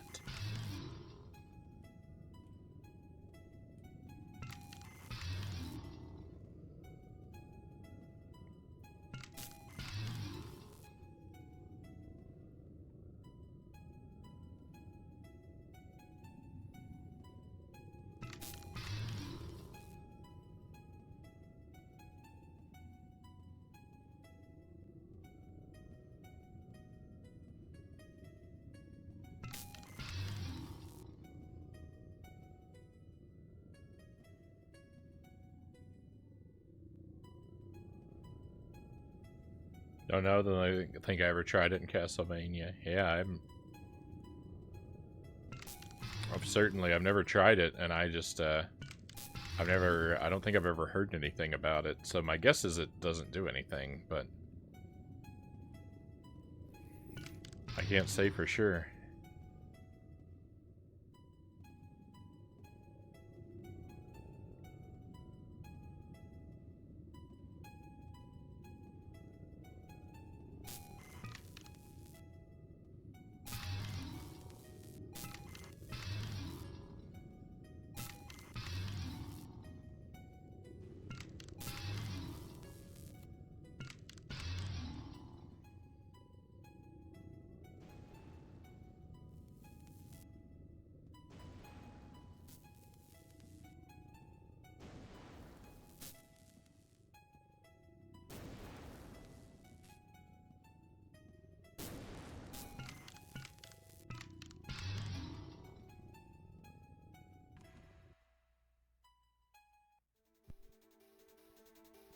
Weirdness. Just weirdness for the sake of weirdness.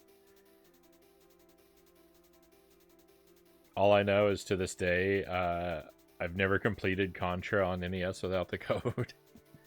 I mean, that's what it's there for.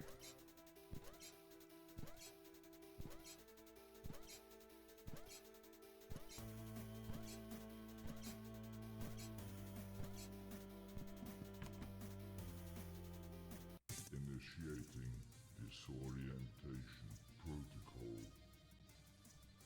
I love the disorientation protocol.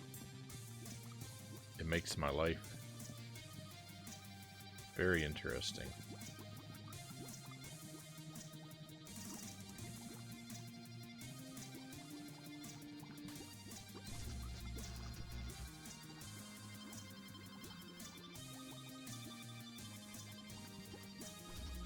Initiating disorientation protocol.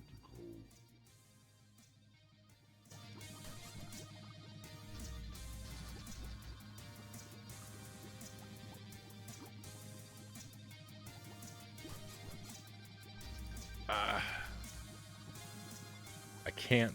I need that jump to not happen. There we go.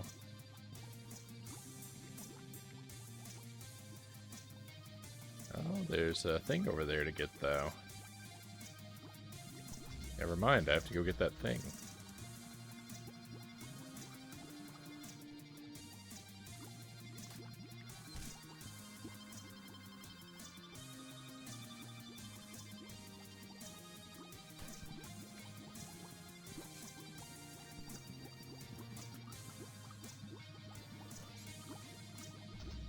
Initiating disorientation We'll get it. protocol.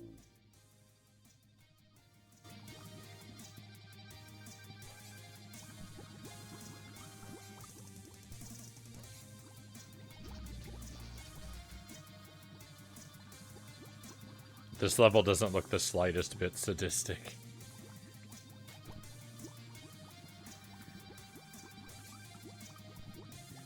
It's okay. It's a little, it's a little irritating, but...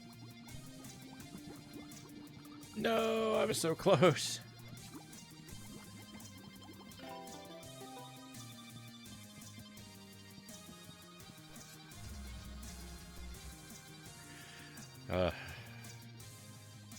You never know what direction the L and R buttons are gonna send you in.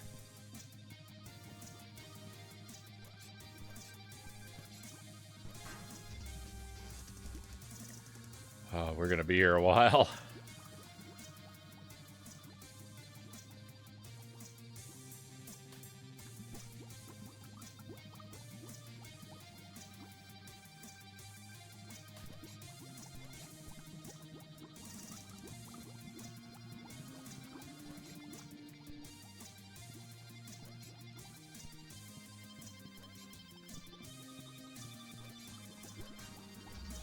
Initiating disorientation protocol.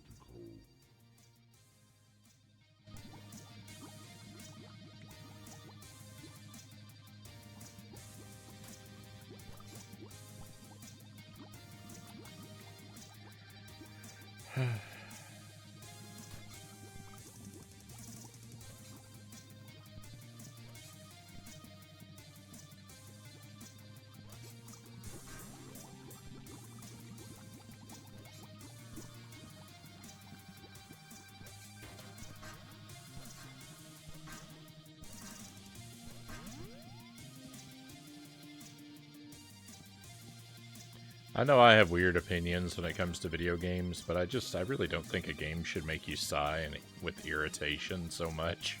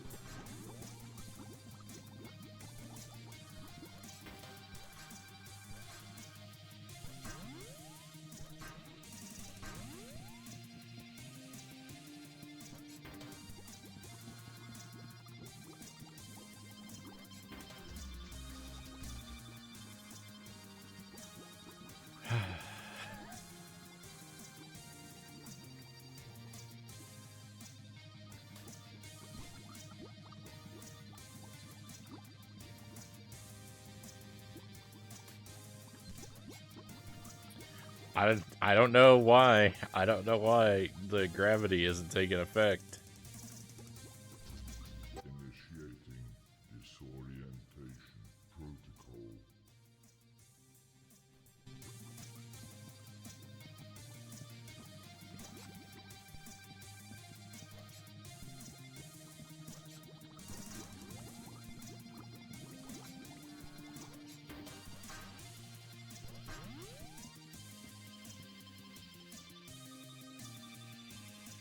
Boat ladder, welcome in. How's the tooth? It's as good as it could be. I'm gonna need a crown, but the dentist seemed to think it wasn't an immediate emergency or anything.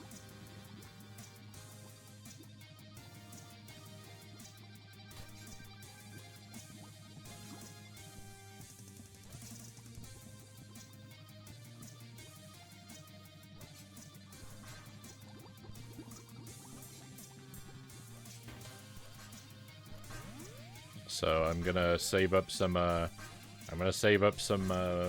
some dough, and when I've got the funds, you know, get it taken care of.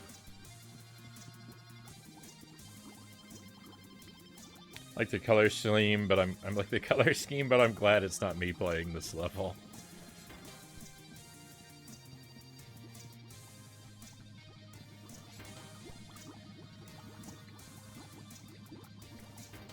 It's actually not really that bad. It's just irritating because sometimes the physics don't work like they should.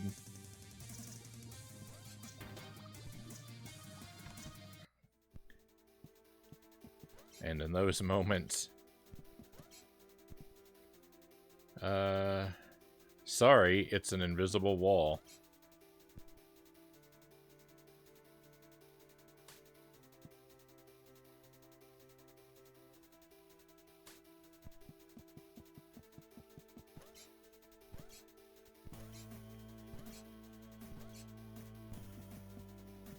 Same thing on this side.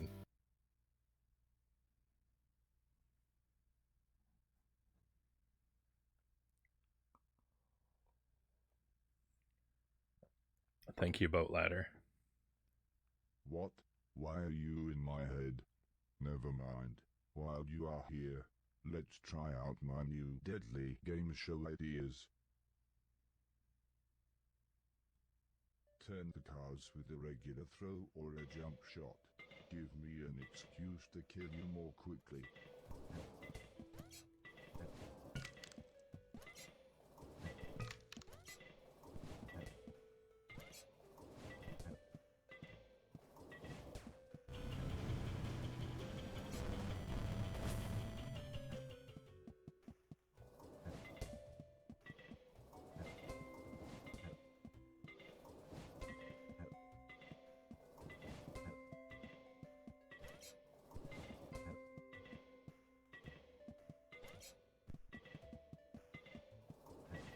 Will the next card be higher or lower when you live or die?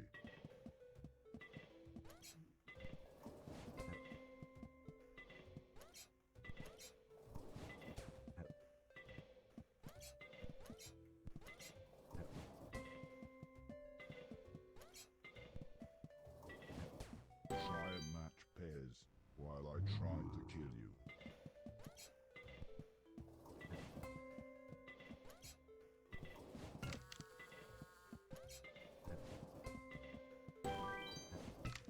Oh, they're gonna shuffle them? That's rude.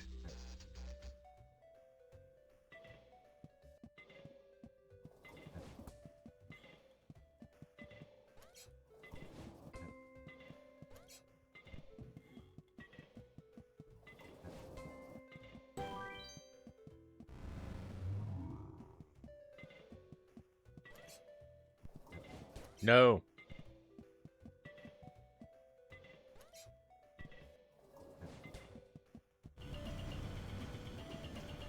But that was a match.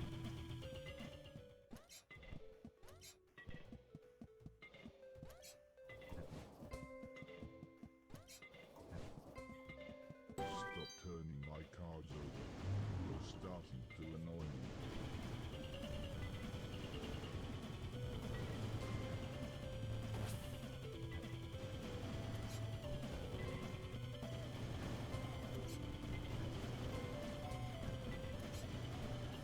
Oh, I gotta spell game over, I think. That's cool.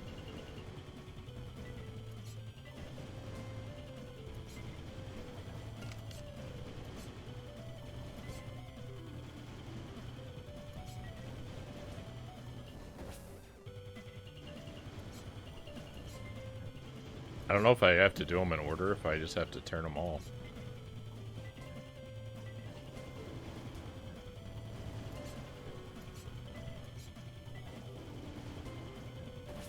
It's hard to tell because they're not changing back. Now, stop turning all the cards.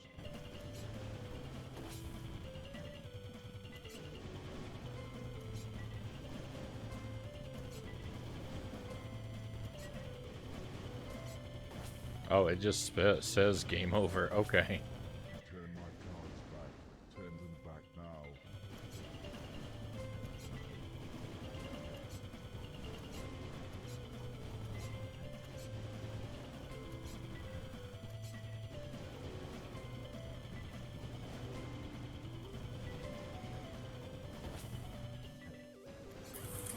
I was doing so good.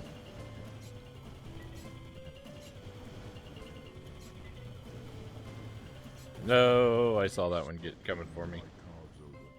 You're starting to annoy me.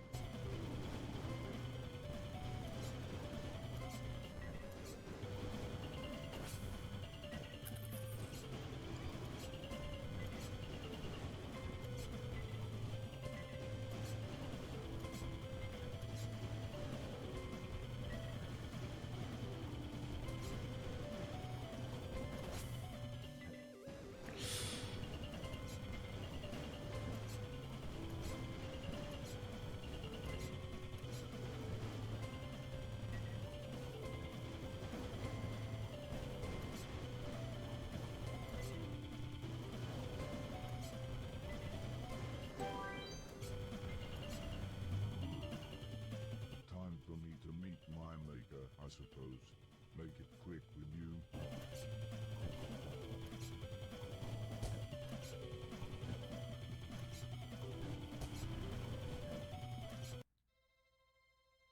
Victory.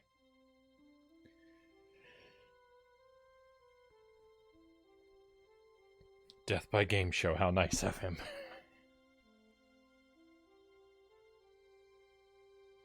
Took a page out of Gruntilda's playbook.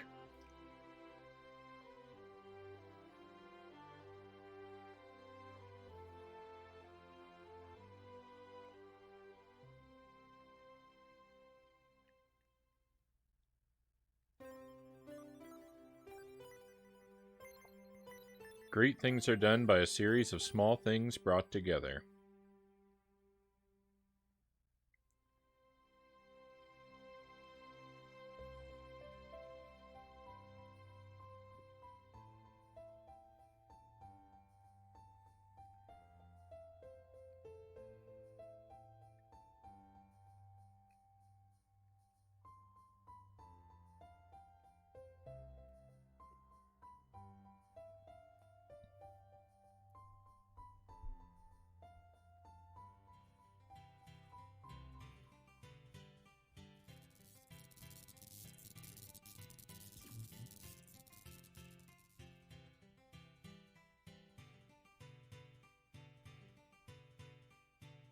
Within hours we received signals from the robots from all over the rest of the planet. Every one of them more than happy to discuss peace terms.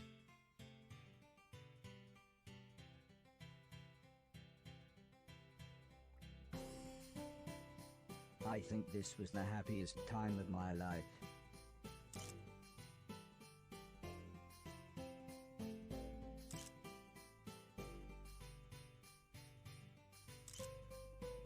Within days, representatives of the surviving robots and humans from all over the world turned out to help organize their formal peace talks.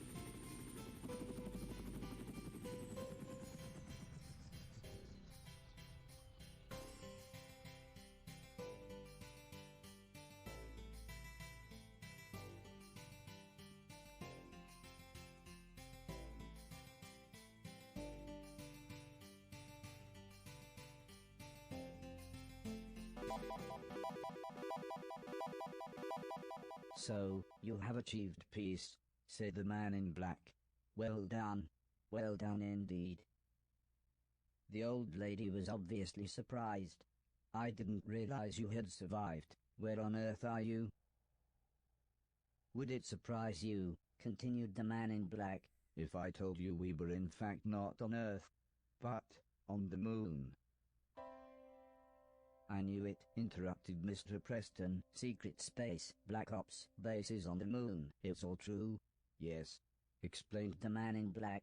When the war was all but lost, as a precautionary measure, the great and the good strategically repositioned to the moon.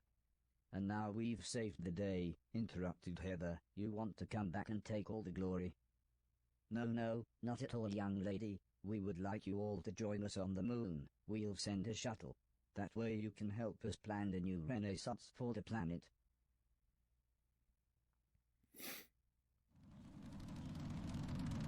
Once we were in the air, and the shuttle was on its automatic course, the pilot came back to the cabin to see how we were doing. Everyone agreed they were okay, although Mr. Preston was surprised that the secret government spaceship was, as he put it, a piece of junk. Watch your mouth, kid, or you'll find yourself floating home, said the pilot. Sorry, I always wanted to say that. Suddenly his expression changed, as he was interrupted by a loud alarm. Everyone buckle up, he shouted as he ran back to the cockpit. A fuel line has ruptured, things are going to get a bit hairy. Alice was deep in prayer, while Sim tried to explain the crash position to Heather, the old lady and everyone else. Not that Mr. Logan was listening as he jumped to his feet and attempted to extinguish a fire with his jacket. Barry, said Mr. Preston with a terrified look on his face, if we don't make it out of this, I want you to know something. I took the money. Mr. Silton looked incredibly angry as Mr. Preston went on to explain how he had double-crossed their associates and taken the money from the post office robbery. What? Asked Mr. Silton. You told me you'd lost it. I told them we'd lost it. They beat you up trying to get it back. What did you even spend it on? Drugs, said Mr. Preston with a shrug.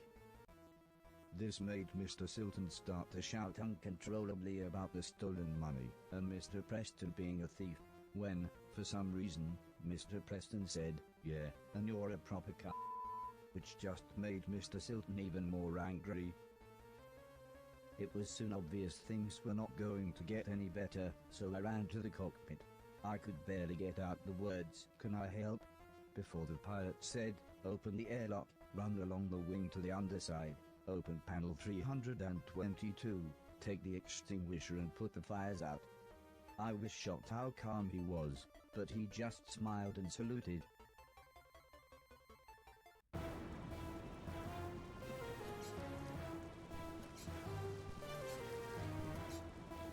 Or the underside.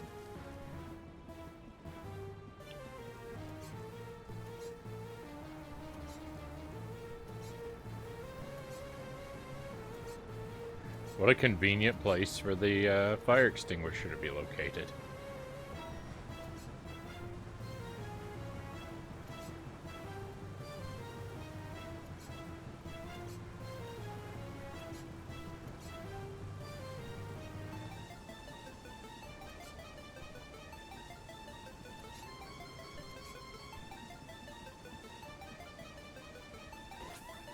Failure is not an option. Turtles all the way down.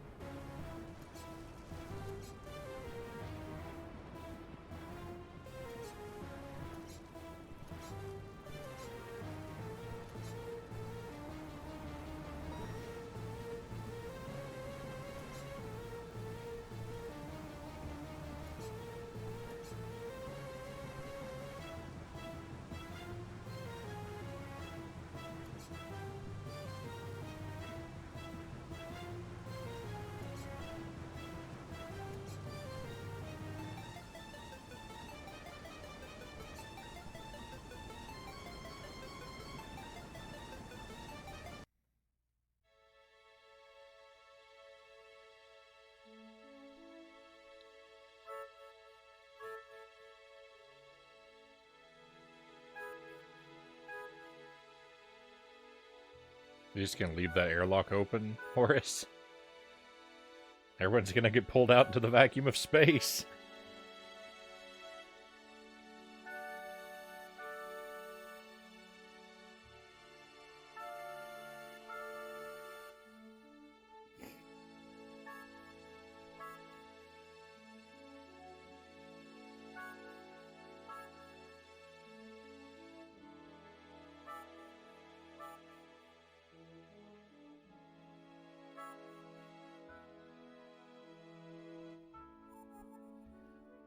This game really needs to wrap it up now.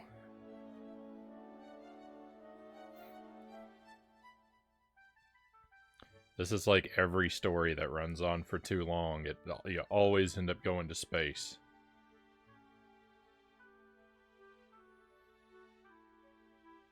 Friday the 13th, Hellraiser, Leprechaun, they all go to space.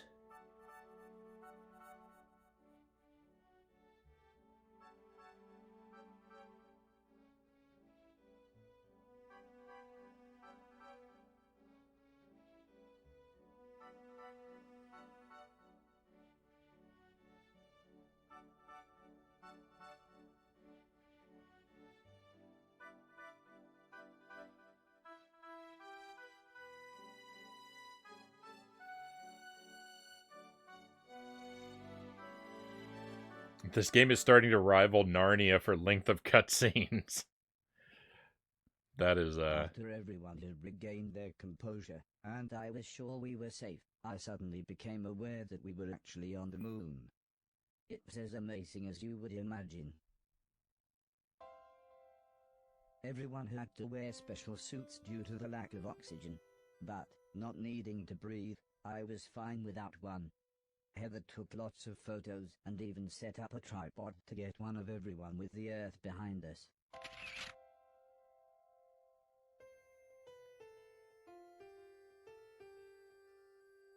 Soon though, the pilot explained that we had crashed just outside of the base, and, as his radio was damaged, we would have to find our own way inside.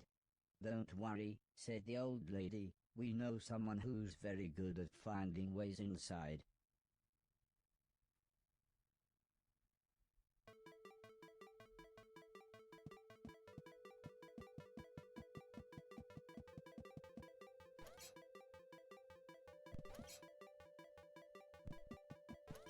oh boy, low gravity. Does my balloon still work?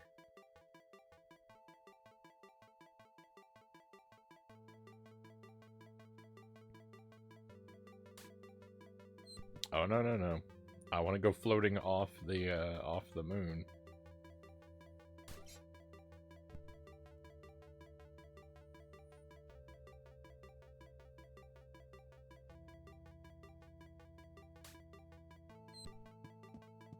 I'll figure out how to make it happen.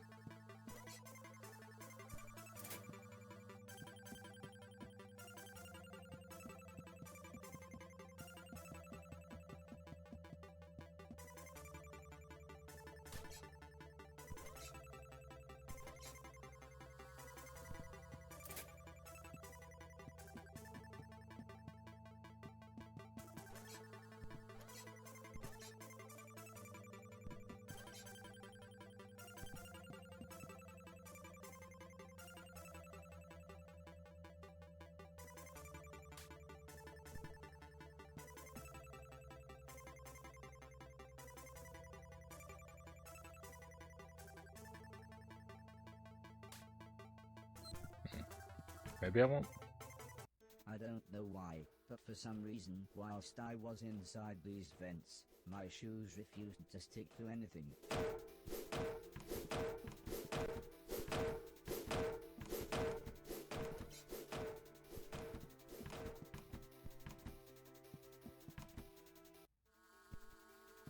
This was very strange. Everything almost looked like they were stage props.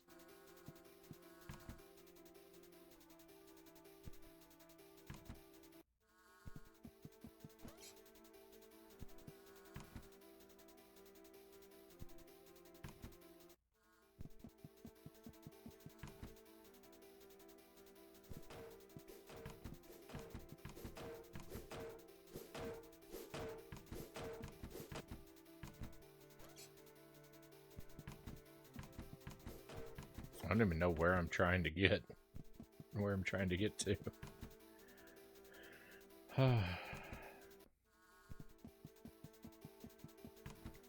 Extreme, pick a path.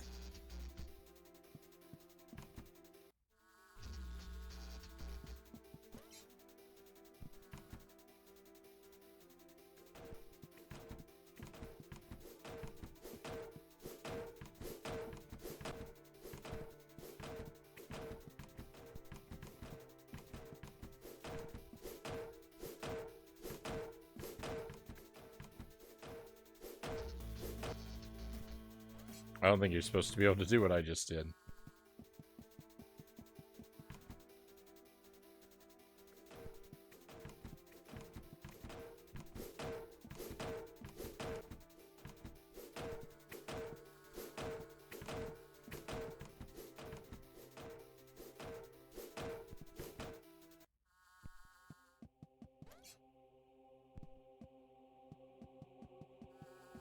Two 2001.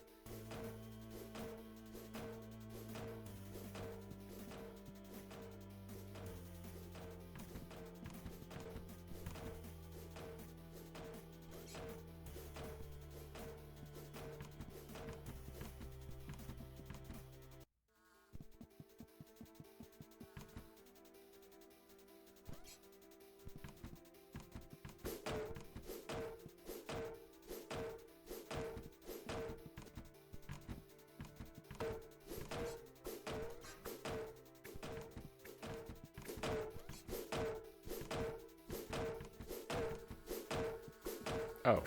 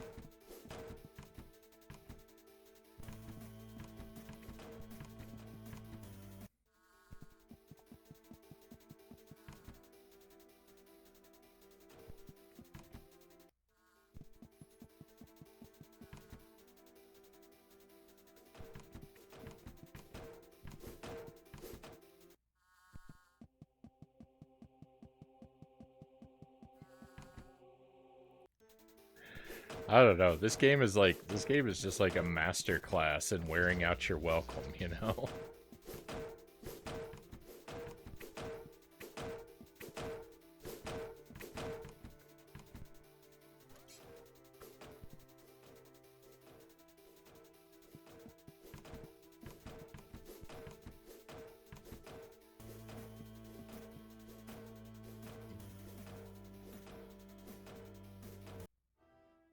We were warmly greeted by the man in black and his friends before they whisked us away to show us the rest of the base. Although the buildings were clearly for military use, we walked through huge hallways and galleries. They really were the types of rooms you would expect to see in a five-star hotel or a beautiful palace. "I'm sorry your husband couldn't be here," said the man in black. "Yes," said the old lady with a smile, "I'm sure he would have enjoyed the adventure." Heather and Preston were just excited to be on the moon. But the scientists were confused as to why we were invited. "Yes, why are we here?" said the French doctor. "Surely it wasn't merely to see your extravagant moon base." The man in black explained that once the war had escalated, he and his associates had tactically relocated to the moon. "What associates? You and your billionaire mates," said Mr. Preston. "See, I told you, the Black Knight satellite, moon bases, JFK, it's all true." But Mr. Silton called him a and told him to f*** off. Well, if you're going to keep a civilization alive, it's going to need its leaders, said the man in black. Come now. Let me show you some more. We walked along tall metal gantries and through to another cavernous gallery. Its classical architecture made it look like some kind of grand museum. The man in black explained that when they had landed on the moon, they had crashed even worse than we did, and that they lost many valuable passengers. He was quiet for a moment, then he composed himself and continued. He explained that the only other shuttles they had were the one we arrived in and the small automated rocket that took their irradiated material out into space. Sim was impressed. So, nuclear-powered then, he said with a knowing smile. Yes indeed, replied the man in black as he explained that the entire base was capable of containing a small country. Mr. Deck was also clearly impressed and said, I don't suppose you need a butler? Well, we used to have 7 robots, said the man in black as he turned to me. He explained that. Now, I was the only robot on the moon after they had all the others removed. Come now, he said with a smile. You must all be tired. Let me show you to your rooms. I shared a room with Heather. It wasn't exactly nice, but at least the bunk beds were exciting. Heather had fallen asleep by the time I'd looked around. After all, just like the man in black had said, we were all very tired.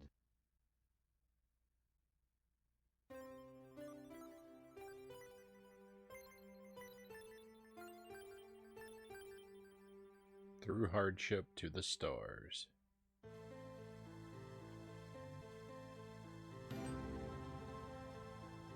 I don't think I've ever done one of these perfectly yet.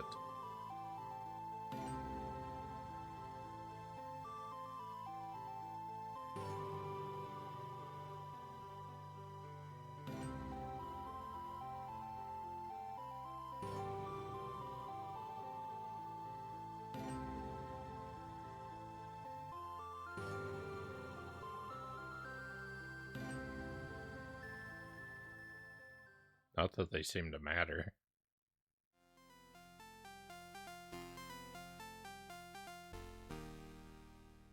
It was difficult to tell that it was the morning.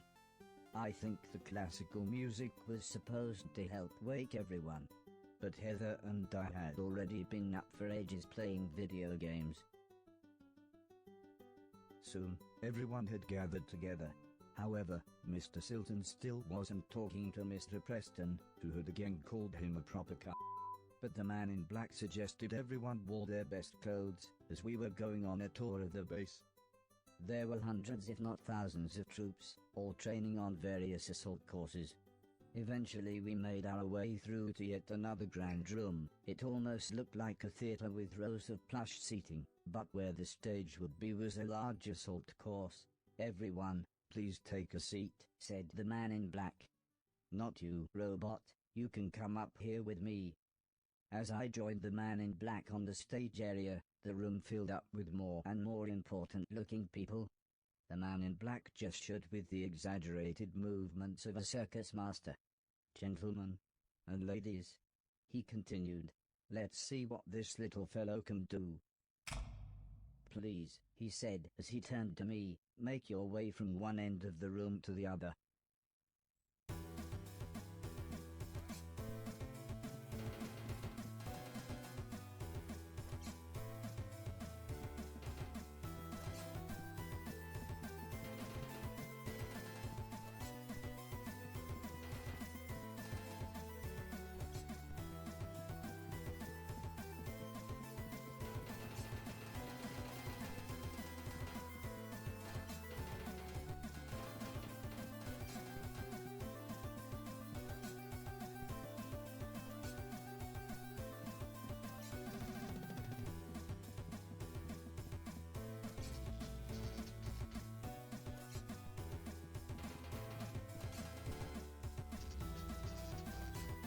I was doing so well the first time.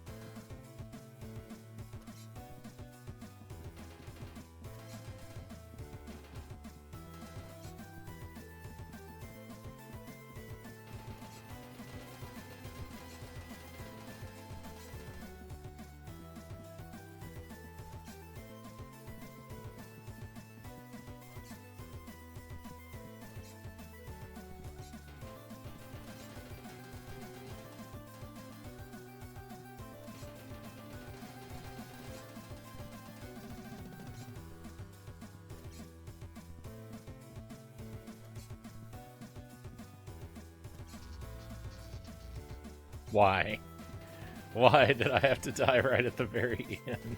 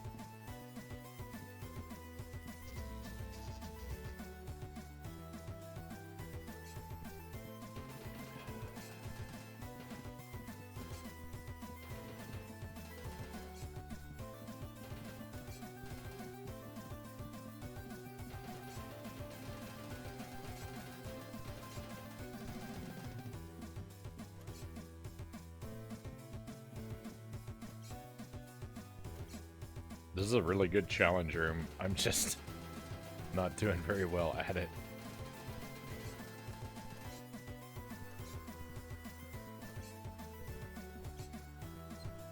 There we go. Yes. Very impressive how it gives the illusion of thinking for itself, said the man in black as he instructed the garage to restructure the room. Please, he said again, make your way from one end of the room to the other.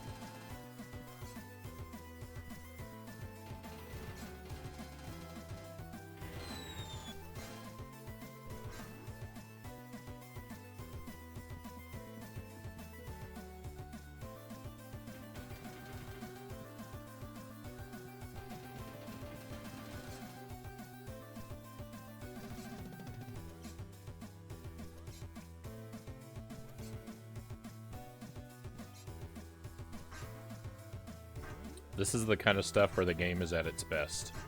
Even if we add more obstacles, he said, this unit has the thought capacity to overcome them. I didn't like how he talked about me, like I was a thing, rather than a person, but I was too embarrassed to say anything. Please, he said again, you know what to do. The other end of the room.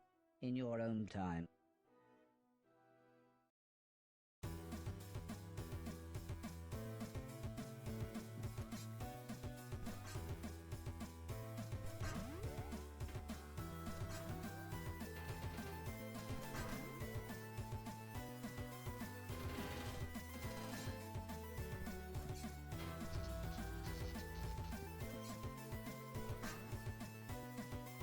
Oh, I see. There's a laser down there.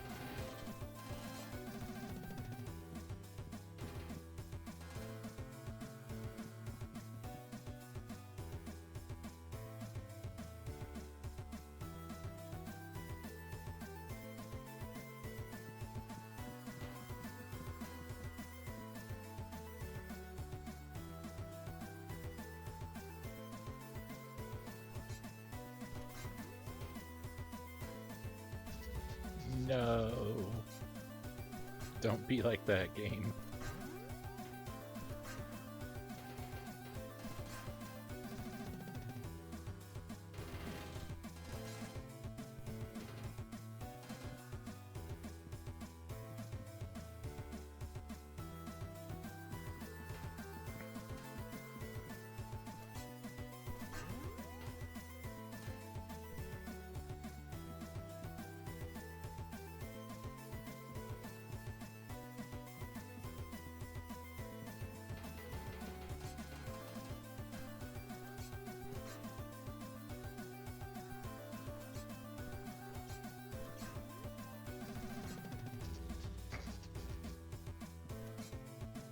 I did a big jump and got a short jump. Did a short jump and got a big jump.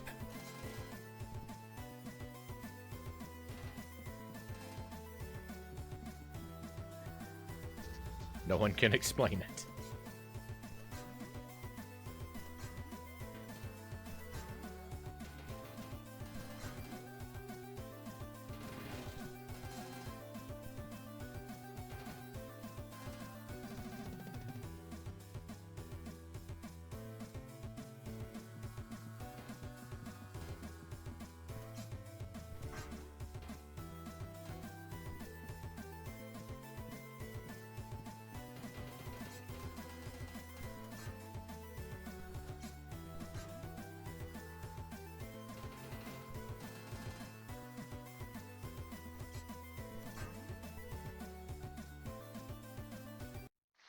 Very impressive.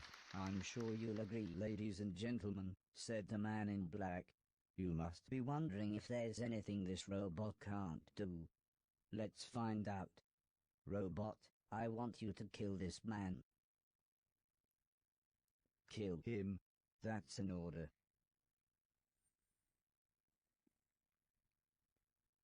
And now you see the problem. We cannot allow robots to have free will. They must be programmed to follow orders at any cost. Ever since the dawn of time, there has been an order to things, said the man in black as we began walking along another grand corridor. The strong defeat the weak, the wise defeat the ignorant. That's the way things need to be. Here we are. Deck, would you fix me a drink? The bar is just down there. Normally things tick along just fine, continued the man in black, but every now and then something comes along that upsets the apple cart. And that's when a little intelligent intervention is required. Robot, you may not be dangerous, but you are dangerous to me and my plan. You're kinda not humanity's equals, you are slaves. Your very existence is a threat to the natural order of things, and that is why you must be destroyed. I'm afraid your friends have to die too. They would never keep quiet if we let them go. What a shocking twist.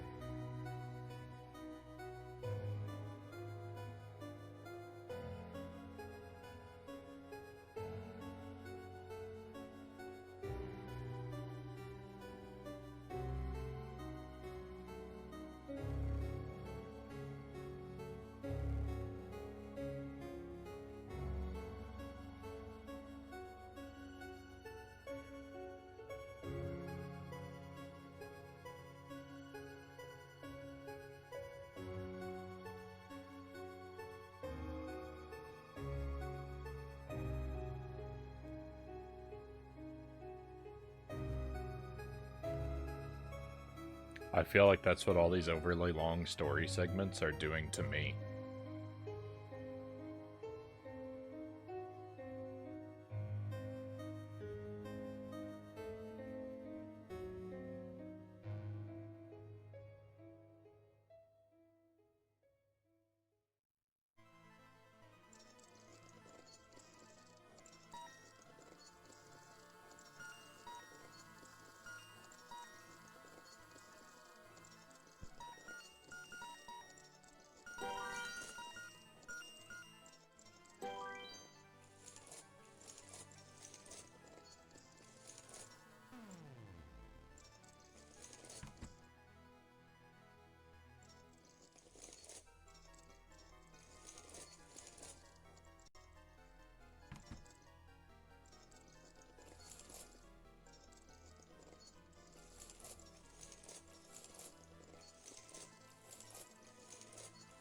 I got a bunny rabbit.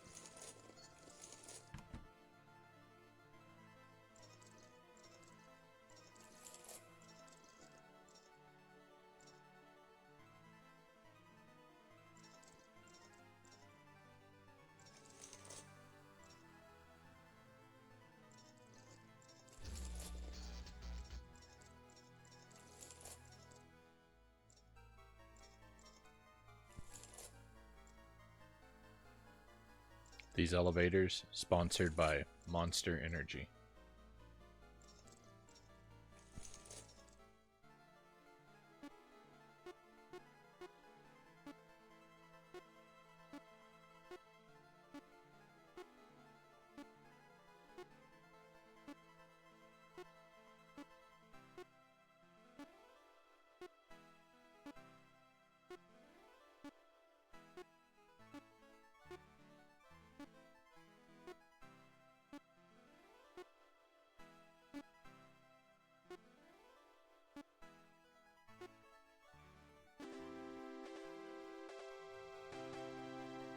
My body was broken, but my brain still worked, so I hacked the system and opened an important looking door.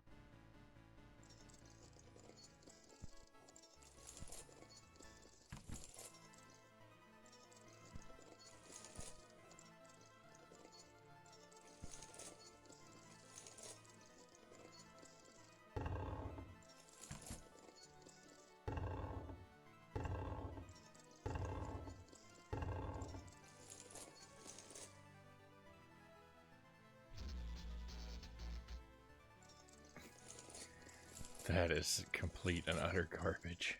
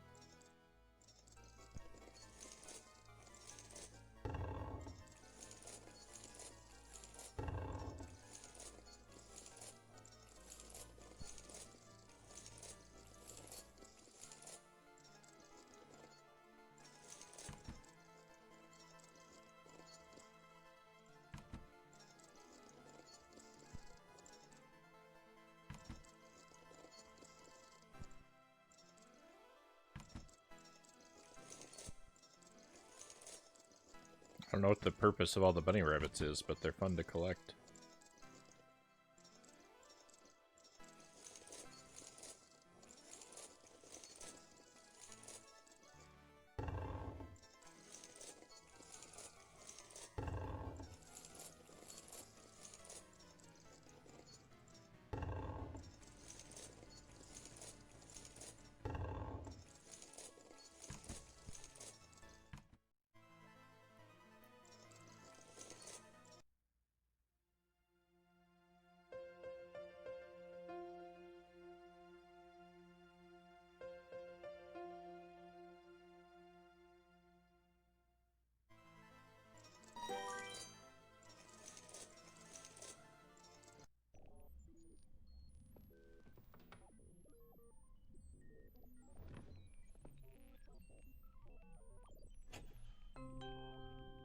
Welcome to the escape pod.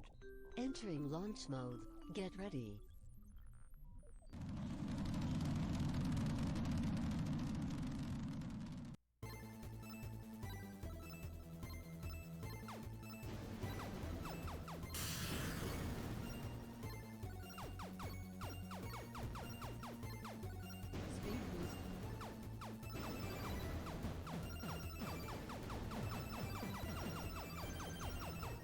Speed boost. Speed up.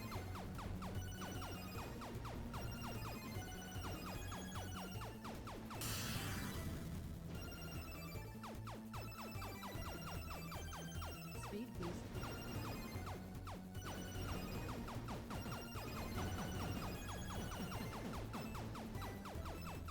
Speed up.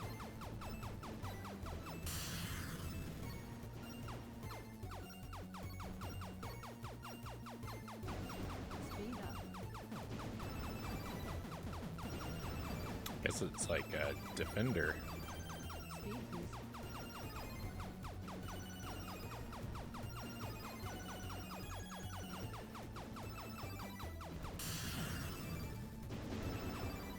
You can fly too low and destroy yourself. Speed boost. There's a lot to be concerned with.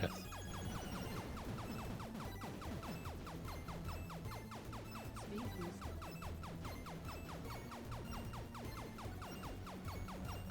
I do not notice my speed changing in any way.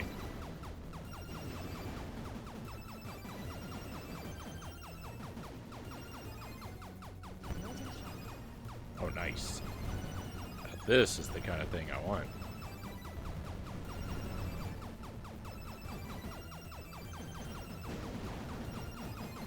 Much better than an imaginary speed boost.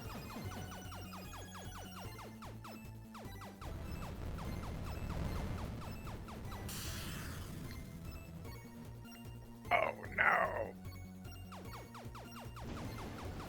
Speed boost.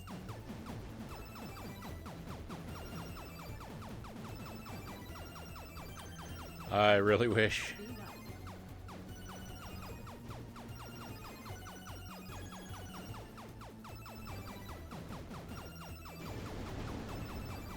I really wish I wasn't getting blown up so frequently, I guess is what I want to say. Multi shot.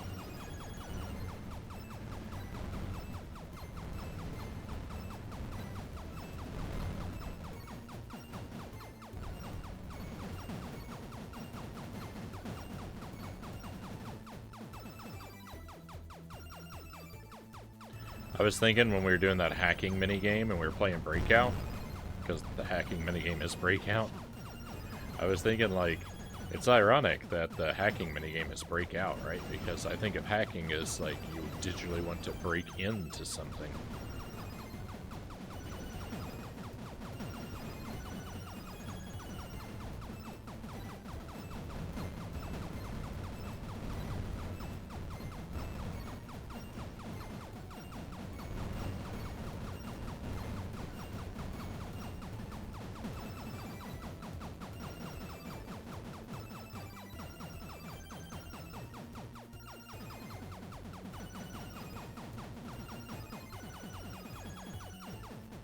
I thought that while we were playing that minigame, but I also thought Large craft approaching. I just made a dumb observation a couple seconds beforehand, so I'd better wait to share that one and space them out.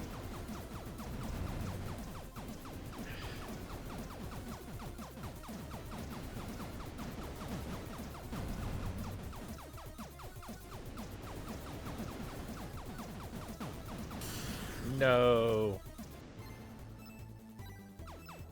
Warning. Large craft approaching. Warning. Large craft approaching. Multi shot.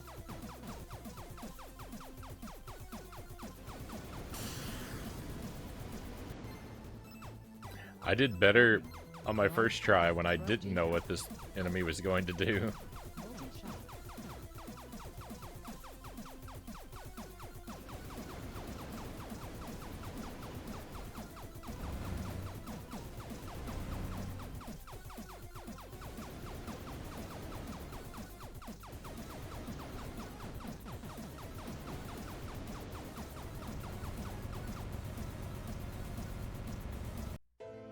victory.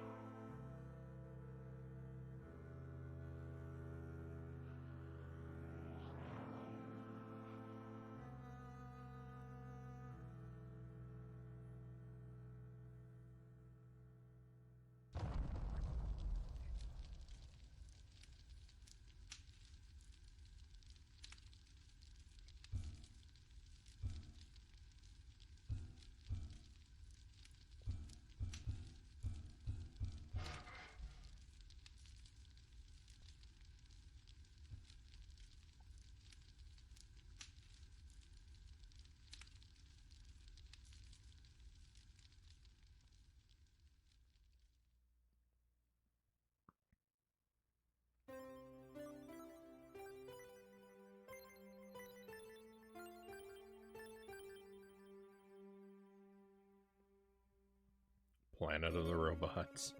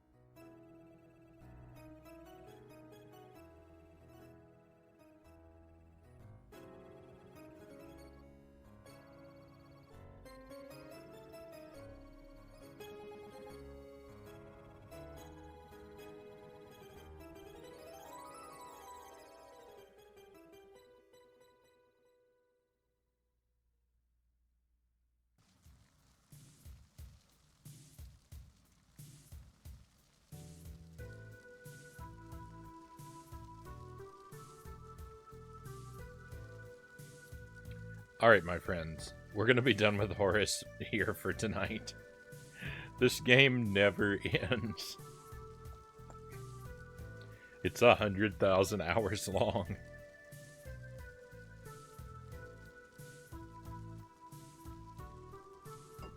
Wouldn't be the end of the world if it weren't so talky.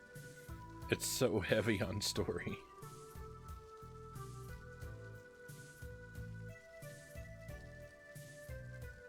It's wearing me down. But there are still good parts. Some of those platforming rooms are a lot of fun. The boss with the flipping the cards, I like that quite a bit. So yeah, it's an alright time. I know I'm crying and complaining a lot, but it's not bad. It's still definitely worth playing. I don't know that I'll ever want to play it again, though. I don't know that I want to sit through all this story for a second time. But we will continue it. We'll play more Horace on Thursday at the start of the stream. But for now, it's time to take a BRB for a short while, and when I come back, more Dark Souls. We're gonna switch over and continue our playthrough of that. The extremely blind, extremely slow and painful playthrough of Dark Souls. So if you want to accompany me for that, my friends, just stand by a few minutes, and yeah, when I return, that's what we'll get to.